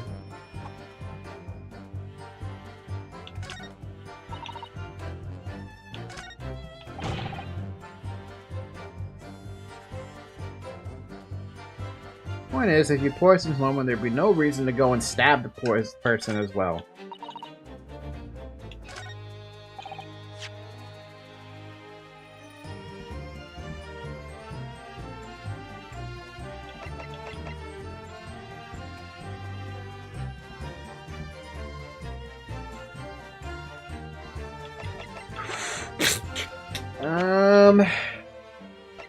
I still feel like it's about the poison article.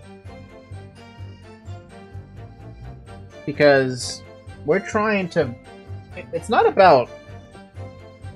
What we're trying to prove, at least in my head I feel like we're trying to prove here, is when he found out about the poison.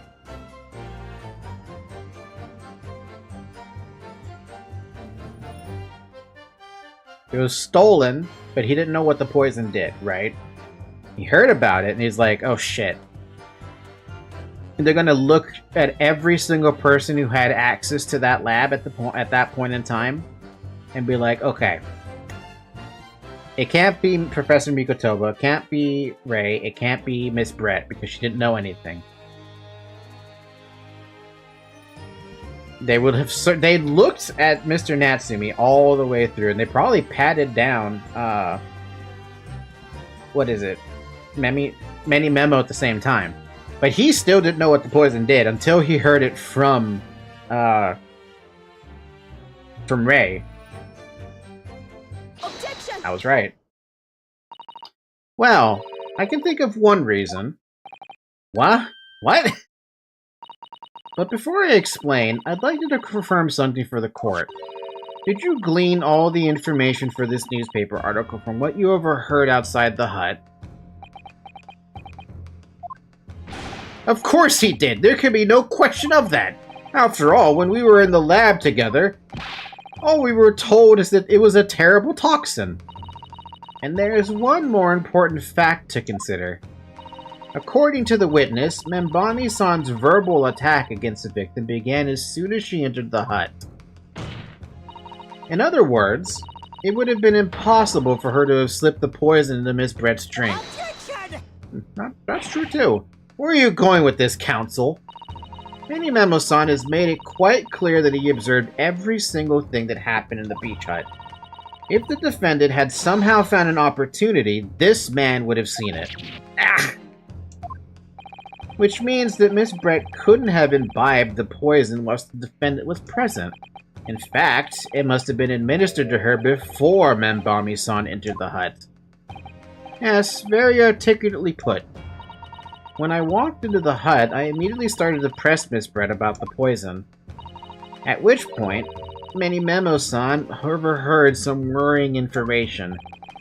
Worrying information? What worrying information?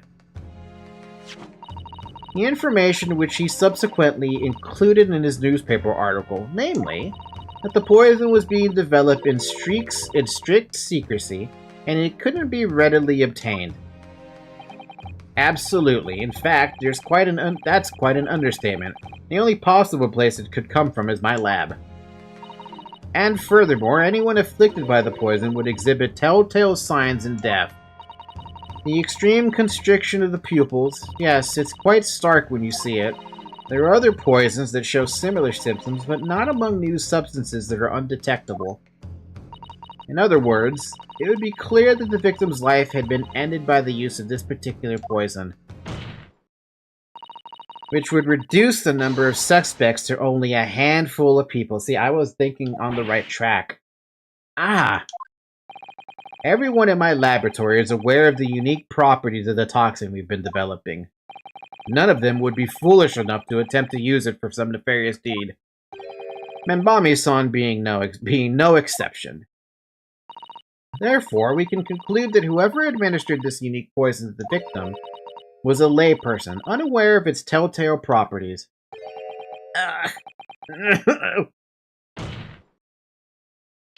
In other words, someone like you. Wright in Many Momo. I still want to call him Written Many Momo, because it doesn't sound like written.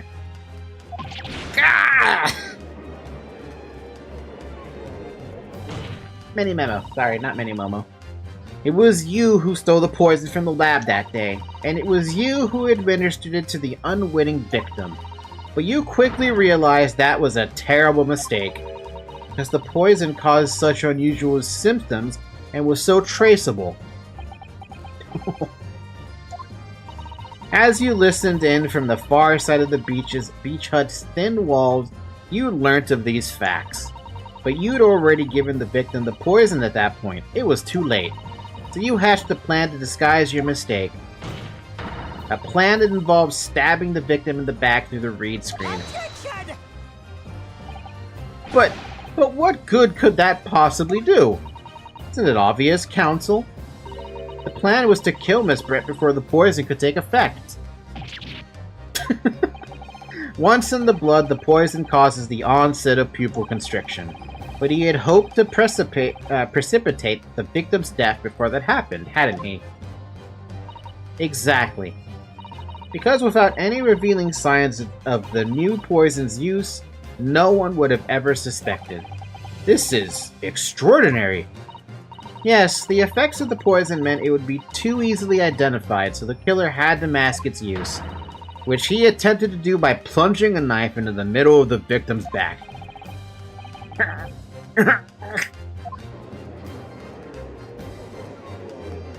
I want to hear Markiplier voice this guy now. Order! Order! Order! The argument presented is sound. The court is satisfied that it warrants consideration. Does the prosecution have a counter-argument it wishes to put forward? Well, there are a number of... yes! I counter completely. Objection! The prosecution's evasive response clearly shows that in much of the same way as he nurtures the remnants of his top knot, he is clinging to lost hope. Oof. Lost hope?!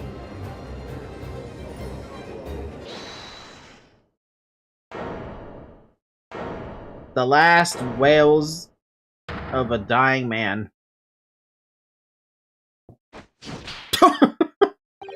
Ah, you pathetic, useless fallen samurai! Fallen? Who are you calling fallen? My burgeoning growth is... I don't need a counter-argument. What did he say? My burgeoning growth is on the rise. I don't need a counter-argument. What are you talking about? It should be blatantly obvious. I stole the poison, you say? Gave it to the victim, you say? Stabbed her, you say? Lots of fine theories. But I don't need a counter-argument because you don't have an argument yourself. Where's your evidence? Yes, you make it all sound so plausible, don't you? But without evidence, it means nothing. Whereas I base my news on facts. No, seriously, I really do hear... I can hear Markiplier on this guy's voice. Or his lack of voice, rather. Facts? What do you mean? Explain yourself. I mean what the professor said earlier in this trial. It's all here in many memos. Every word, every slip of the tongue, all noted. That's what the Show You News is famous for. It's the power of the printed word. But surely it would be no easy task to steal a highly secret toxin being developed for the government.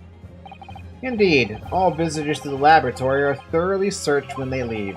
Even if a thief managed to avoid being seen by myself or a colleague, getting the poison out would be very difficult. How's that then? Blown the story wide open? See, I, Wright in Many Memo, a mere reporter from the Show You News, couldn't possibly have stolen that poison from the professor's laboratory. Yeah, but what about the pen? But there can't be any question of it. He must have stolen the poison that day. He stole it and used it to kill. And if that's the case,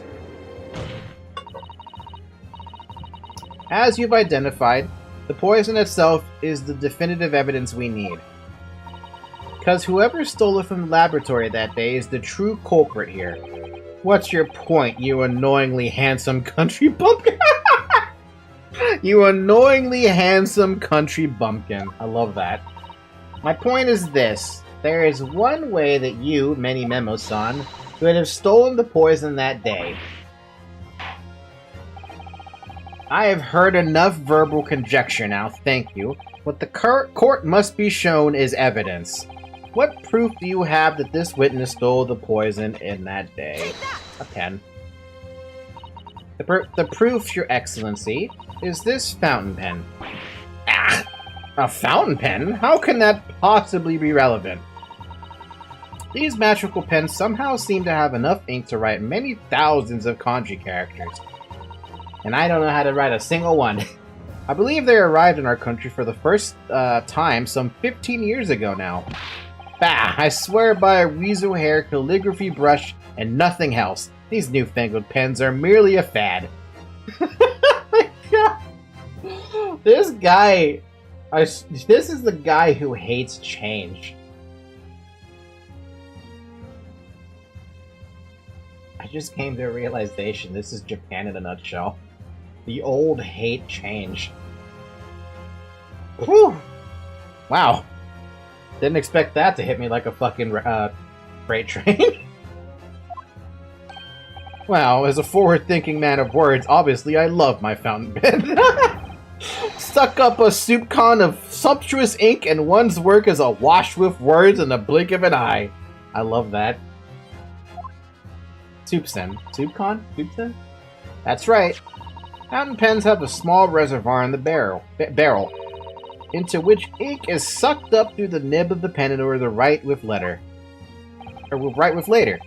What does all this talking of sucking up ink have? And just as it's possible to suck ink up into the reservoir, it's also possible to eject it through the nib again, of course. My word! Can this really be? Well, many Memo-san,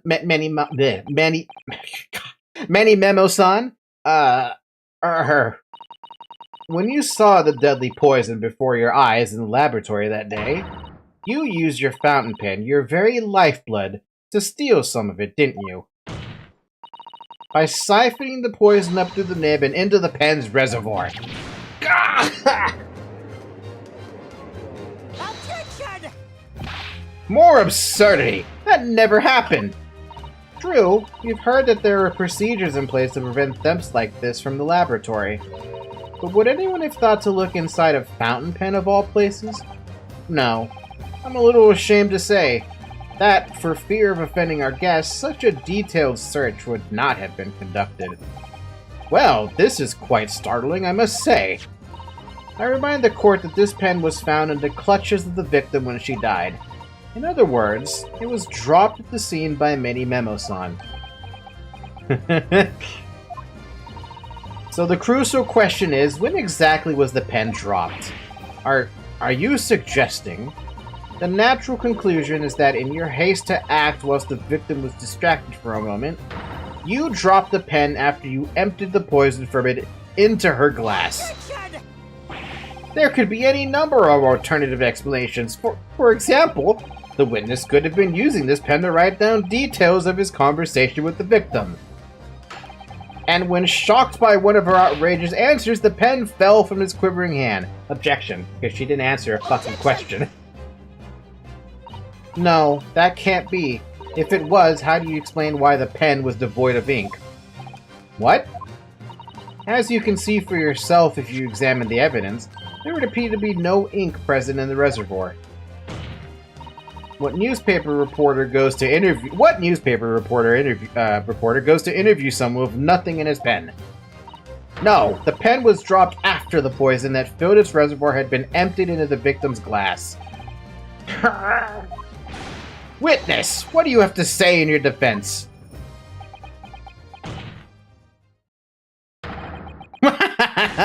So this is how our modern justice system works, is it?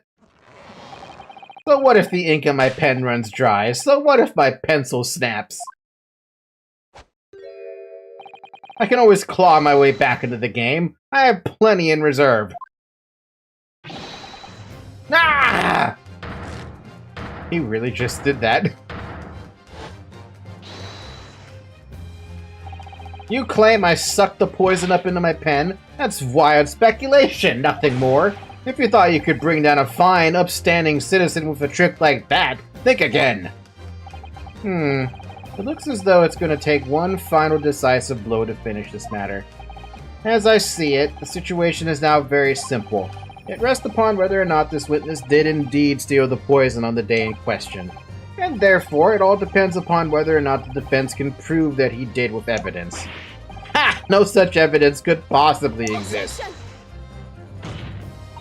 Many Memo-san, this is how our modern justice system works. What? In the courtroom, evidence is everything. Something you would do well to remember. Because we are well past the point of speculation at this stage, I assure you. Very well then, I call upon the defense to present the aforementioned evidence. This is it then. This will be the final piece in the puzzle. The defense can prove by means of this item that it was the witness's pen that it was used to steal the poison. The witness's pen?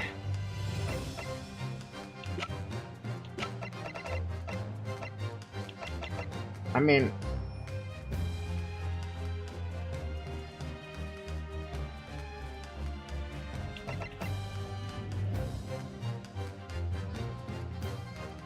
This is the only thing I can think of.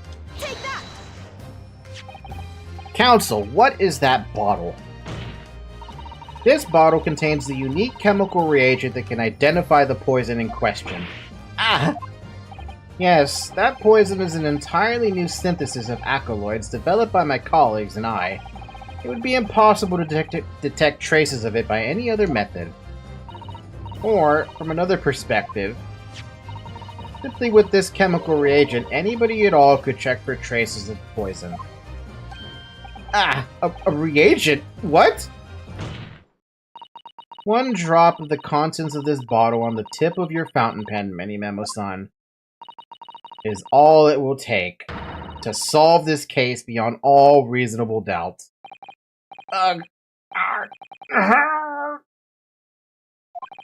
No, you can't. I won't. Your crimes are bad enough, but at least know when to admit defeat. Your Excellency, the defense requests permission to carry out the test on the fountain pen at once.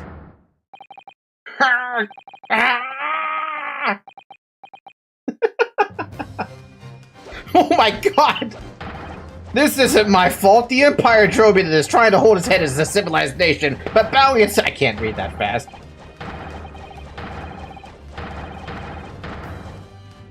Ooh! Susato, with me. Oh? Oh! They just... Did I do it right? That was the Susato takedown, wasn't it? Not quite. That was a real Taro takedown. Double takedown. That was beautiful. I never expected that to happen. The instant the first drop of the reagent touched the nib of the fountain pen, it was clear to everyone present. Too bad, Markiplier. When I saw it there in the lab, the poison, the devil got hold of me, and I decided to do it on a whim. Excused myself and emptied all the ink down the sink in the bathroom, washing the reservoir out carefully. And then you waited for an opportunity to suck up some of the poison, didn't you? Into your fountain pen. Yes, that's right. Answer me one thing, Memo-san. Why did you steal it? For what purpose? Isn't it obvious? To find out what it was made of and expose it in an article. I mean, it was a secret project after all, too juicy for a journal like me to pass up. Then why did the Englishwoman end up dead?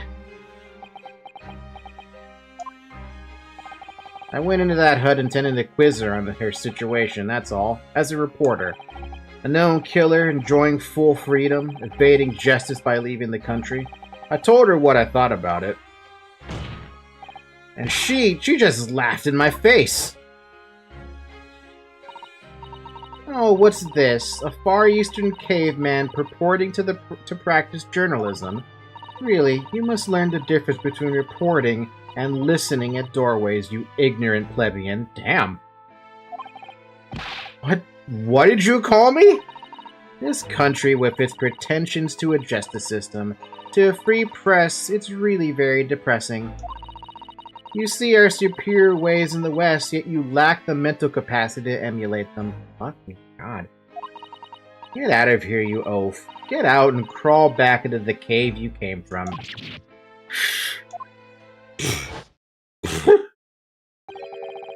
That's when I remembered about the deadly poison I happened to have in my pen at the time. What a terrible tale. In my head, I knew I should just get out of there as quickly as possible, but I couldn't. Couldn't let her get away with what she'd done, when she clearly had no remorse at all.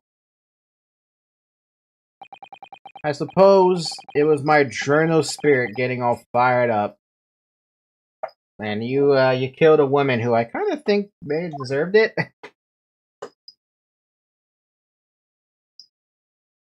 I mean, I did not like Miss Brett. I did not like her.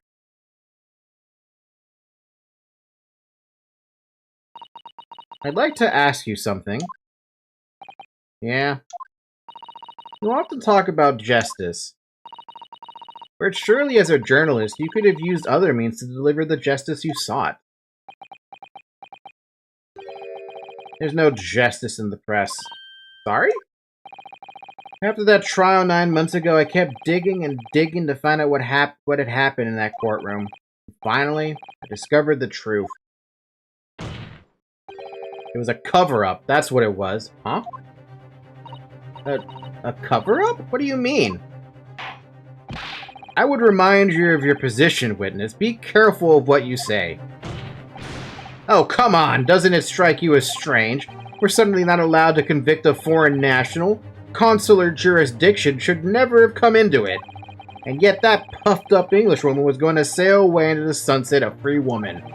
The only possible explanation is that behind the scenes, some deal had gone down between Britain and Japan. What sort of deal? I'd done my research, dug up all the dirt, it was all ready to be published. But you know what happened? The editor just tore the article up. It came under pressure from the government, you mean?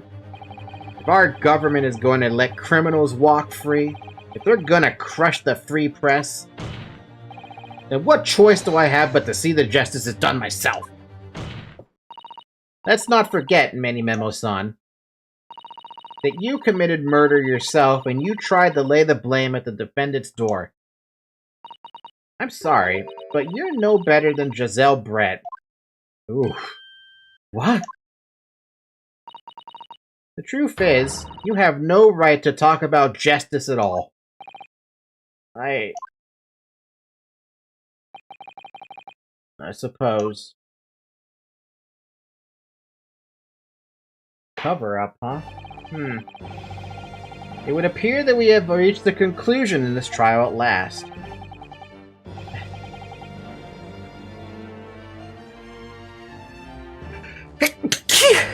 Excuse me.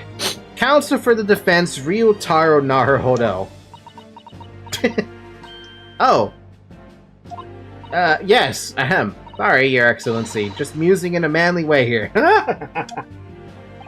It's almost unbelievable that this is your first experience at the Supreme Court. It was an excellent performance. In truth, it very much reminded me of your cousin's exploits. Oh, Naruhodo's Ryunosuke, you mean? The way he handled the trial 9 months ago and the way you handled this one, it gives me hope that we are generally entering a new era of justice in this land. That's very flattering, Your Excellency. Hearing the defense you put forward today made me feel most keenly that the future of our justice system will be forged by you and your contemporaries. Thank you. So, Prosecutor Achi, do you have any final thoughts? What is he doing? Wait, is that what I think it is? What is he doing? Prosecutor Achi? Takisuchi of the Achi clan, have been bested by a callow youth not once now, but twice. What a pain does. If there was any shred of my former self left, it is withered and died here today. Gosh, your journey to cultural enlightenment sure took a while, didn't it? Silence! What are you doing? Rather than living on in shame, I will end it all now with this blade. For that is the true path to Achiism. Achiism? One hopes that that's the only way in which he'll be modeling himself after the witness.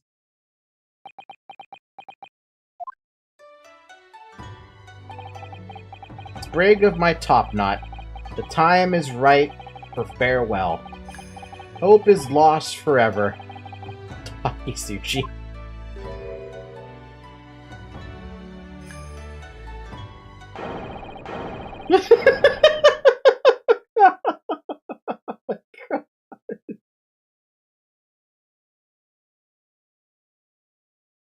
It just withers up and dies. Oh my god.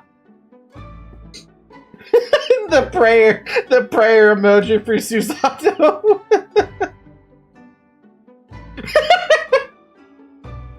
Oh my god. I forgot he was in the case too. Why, man, the pain bloodline goes through some hell, doesn't it? Now, in regard to the defendant, Rei Membami-san, yes, Your Excellency, I have reached my final verdict. I hereby find you not guilty. The cherry blossom. Oh, Christ, that was a toughie for a first case, though. Bit of a toughie. Court is adjourned.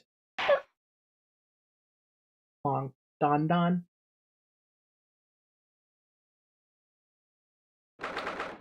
Okay. 2:38 p.m. It's 7:12 p.m. now. Supreme Court of the Adjudicator. It's over. My heart is still pounding in my chest, though. It's all I can do to just stay standing. Lawyers have such great responsibility, such a great burden to bear. Don't they, Naruhodo-san?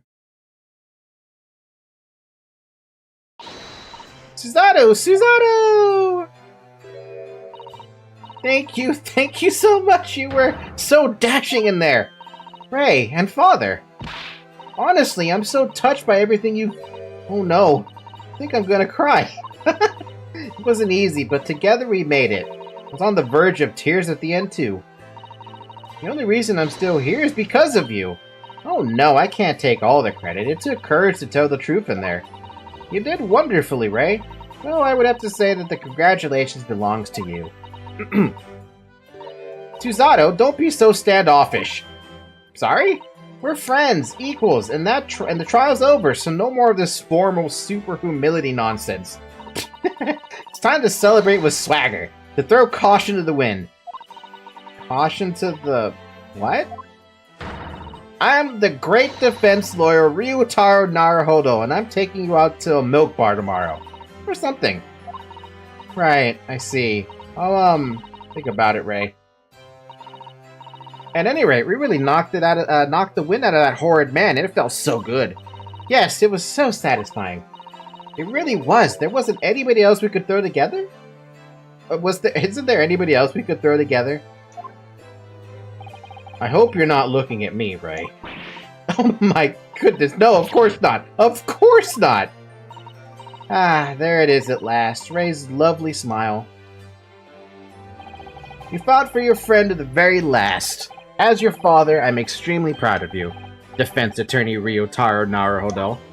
Thank you, but I couldn't have done it without your help. Anyway, it's time to bid farewell to Ryutaro, I think.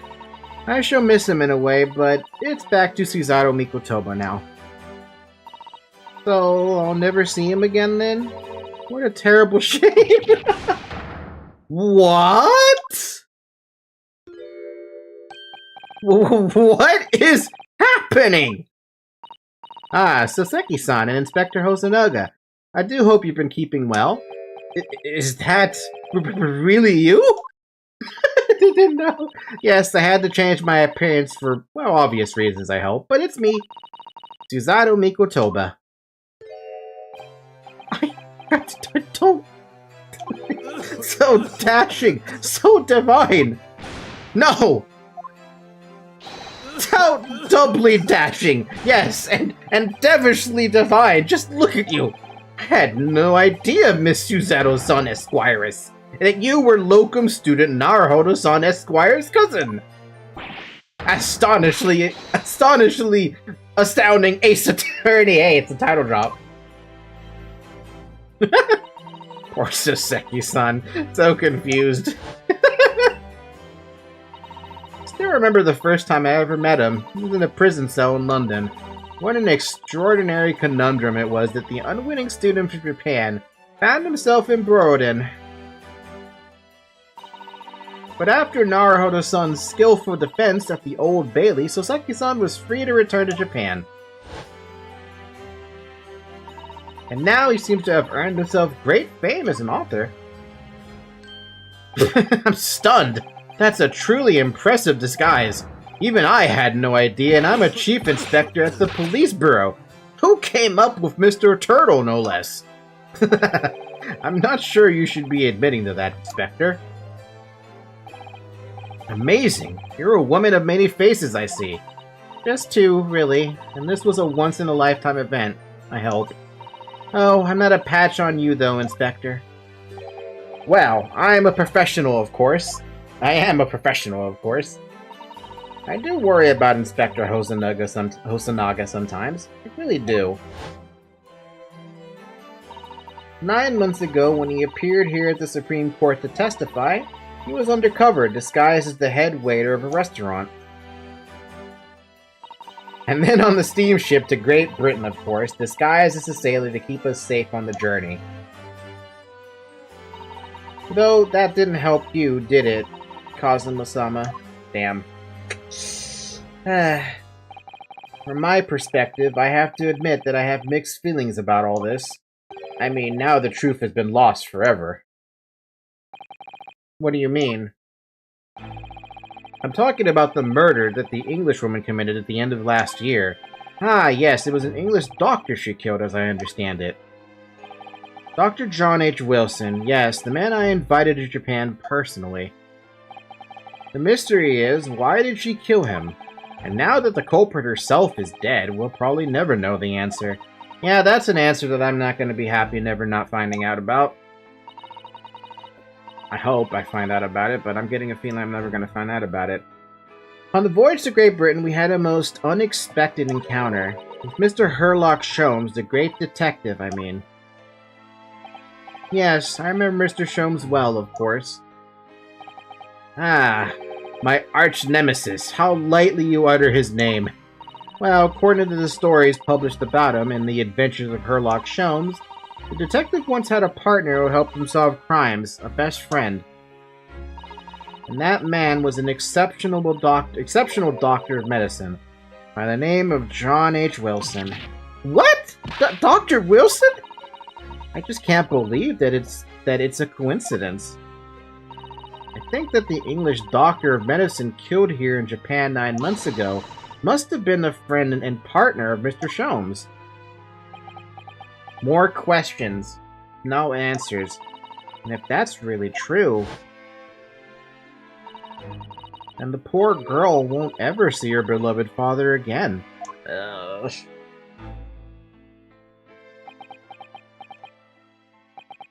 As you know, I traveled to Great Britain once myself to study. It was around the time you were born. Yes, grandmother told me about it. On returning to Japan, I took up my professorship at the Imperial Yume University. But I also serve another role as an advisor to the government on diplomatic affairs, huh? I don't remember that. Yes, I was aware of that as well.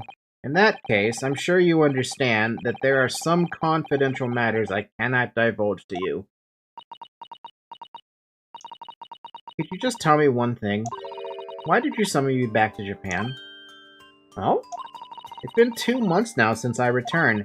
When I left England, it was because an urgent telegram had arrived from Japan.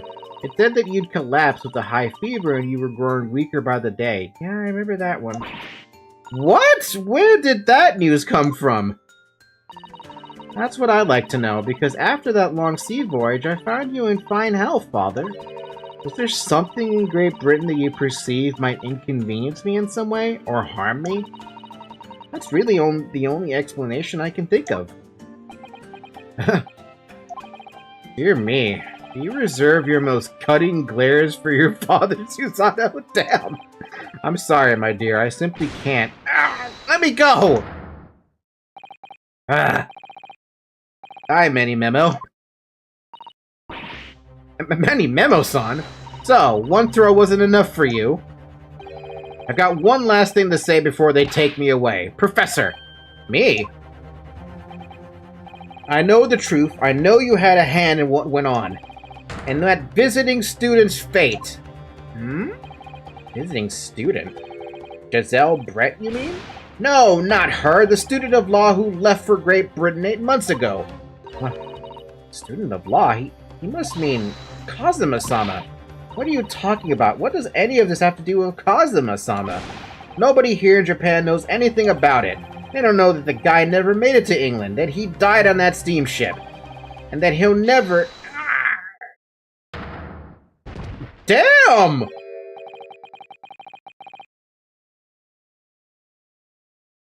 The judge's hands are rated E for everyone, dude.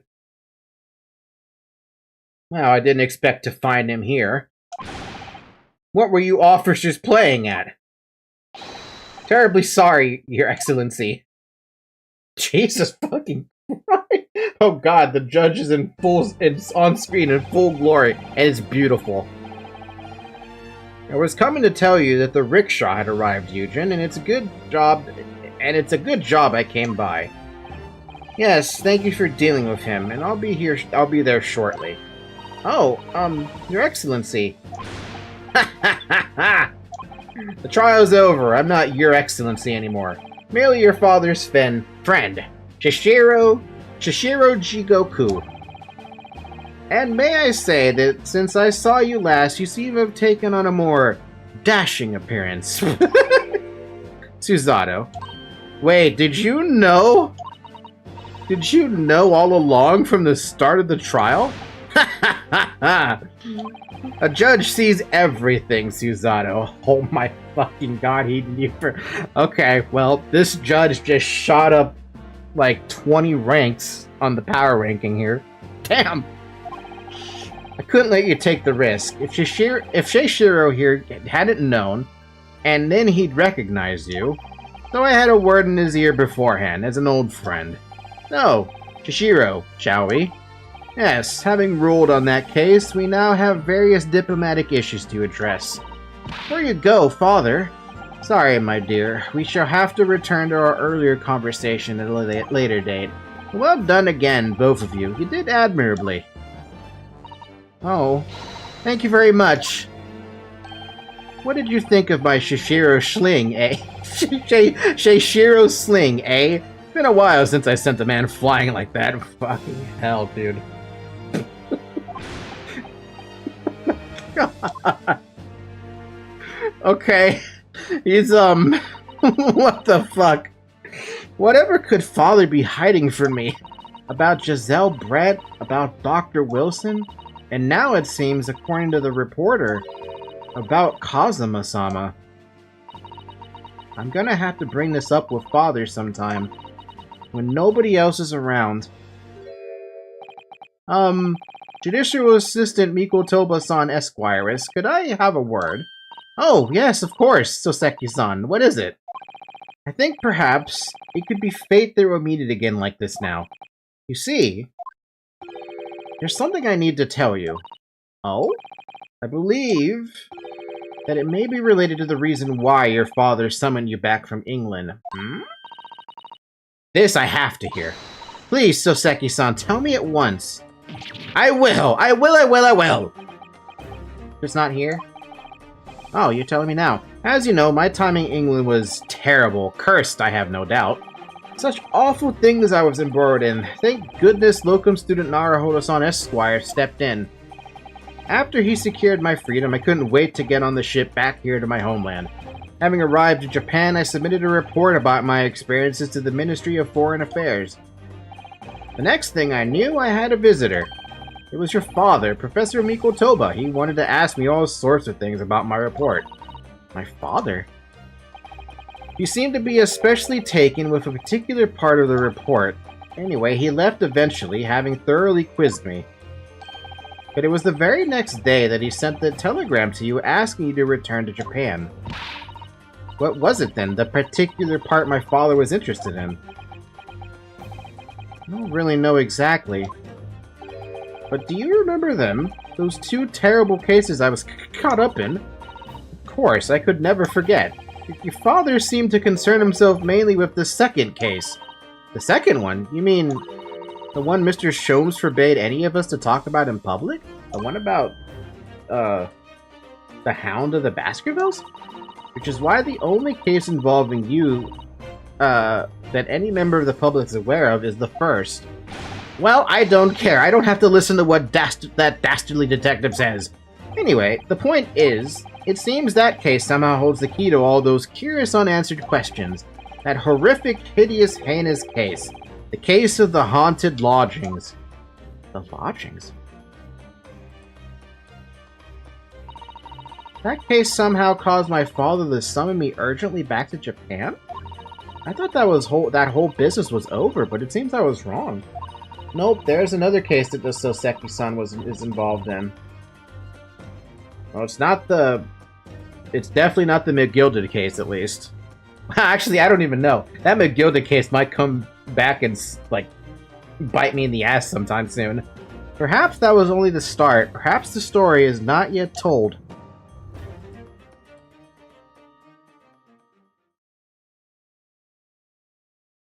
Ow.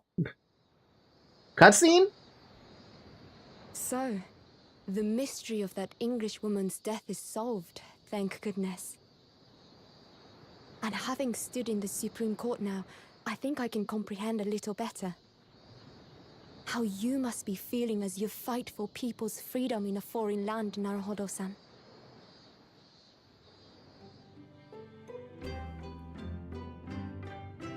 But actually, I'm writing to you today because of another matter.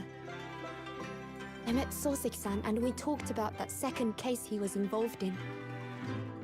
Father has said nothing to me, but I feel certain of it. That case holds the key to some great unsolved mystery.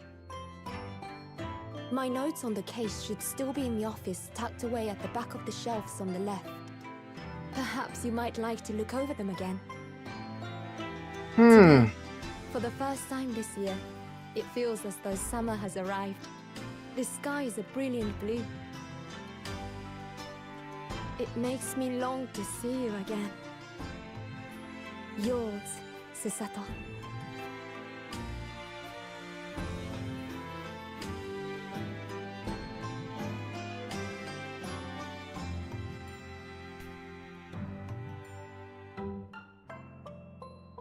Cool. Okay. Stone, you played this game then, haven't you? For completion of episode 1, The Great Ace Attorney 2. Resolved.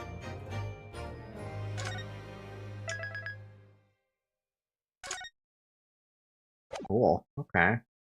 So now we have the next episode. Episode 2. The Memoirs of the Clouded Heart. Kokoro. However, I will, I think I might end it here today. I never personally played it. Really? Yeah, I don't know anything about the Chronicles of the Ace Attorney game. I only ever saw the Edgeworth cases. I'm sorry, the Edgeworth investigation stuff, as well as Apollo Justice. And a little bit of the second one, after Apollo Justice, which is a name I'm not remembering right now off the top of my head. Dual Destiny, that one. I remember Dual Destiny a bit. Never personally played it, but I have watched a walkthrough of it. This has some interesting plot twists. Dude, it has so many plot twists. I love it. This combined with Undertale has been my, like, has been my voice killer, but it's also been my, like, my love for story. I feel like at some point, these later chapters are gonna make me cry in some way. 1, 2, I'm sorry, 2, 3, 4, and 5. Okay, so we still have a bit to go. I was really hoping to finish episode 1, last week, but my internet was just saying no. And now my voice is saying also no. Because of the stupid cold I'm trying to stave off. Clearly, you guys have been hearing me sneeze and blow my nose all damn day. So in order to save my voice for tomorrow, I'm just gonna stop here. I mean, 2.5 hours is good enough. I would love to have streamed longer, but I don't want to push it. I don't want to push myself. At least not on this one, especially with all the talking I have to do. Alright, with that being said, we will continue with the Great Ace Attorney 2 Resolve tomorrow at hopefully a much earlier time. We'll start episode 2 and we go as far as we can, pretty much. I want to try to knock it out in one stream, so I might actually start at a normal time, which is funny. So yeah, look forward to that tomorrow. Also, do me a favor for everyone watching this now or in the future through the VOD. Come join the Discord server. Come subscribe. Leave a like. You know, all the jazz. Follow on Twitter, I guess. Follow on... But I don't have anything. I don't have anything else to add there. But come join the Discord server. We have one. But also, go check out Nemi's not YouTube channel. Go check out Nemi's Twitch channel. Because the day she streams, she's going to show off the gift that I gave her. And you guys are going to love that gift because she's going to be super giddy and super, super happy and all that jazz. Seriously, it was a good day with that one. Alright, with that being said, I ended here. So everyone, have a good morning, have a good afternoon, have a good evening, and have a good night. And I'll see you tomorrow for more Ace Attorney. Bye-bye!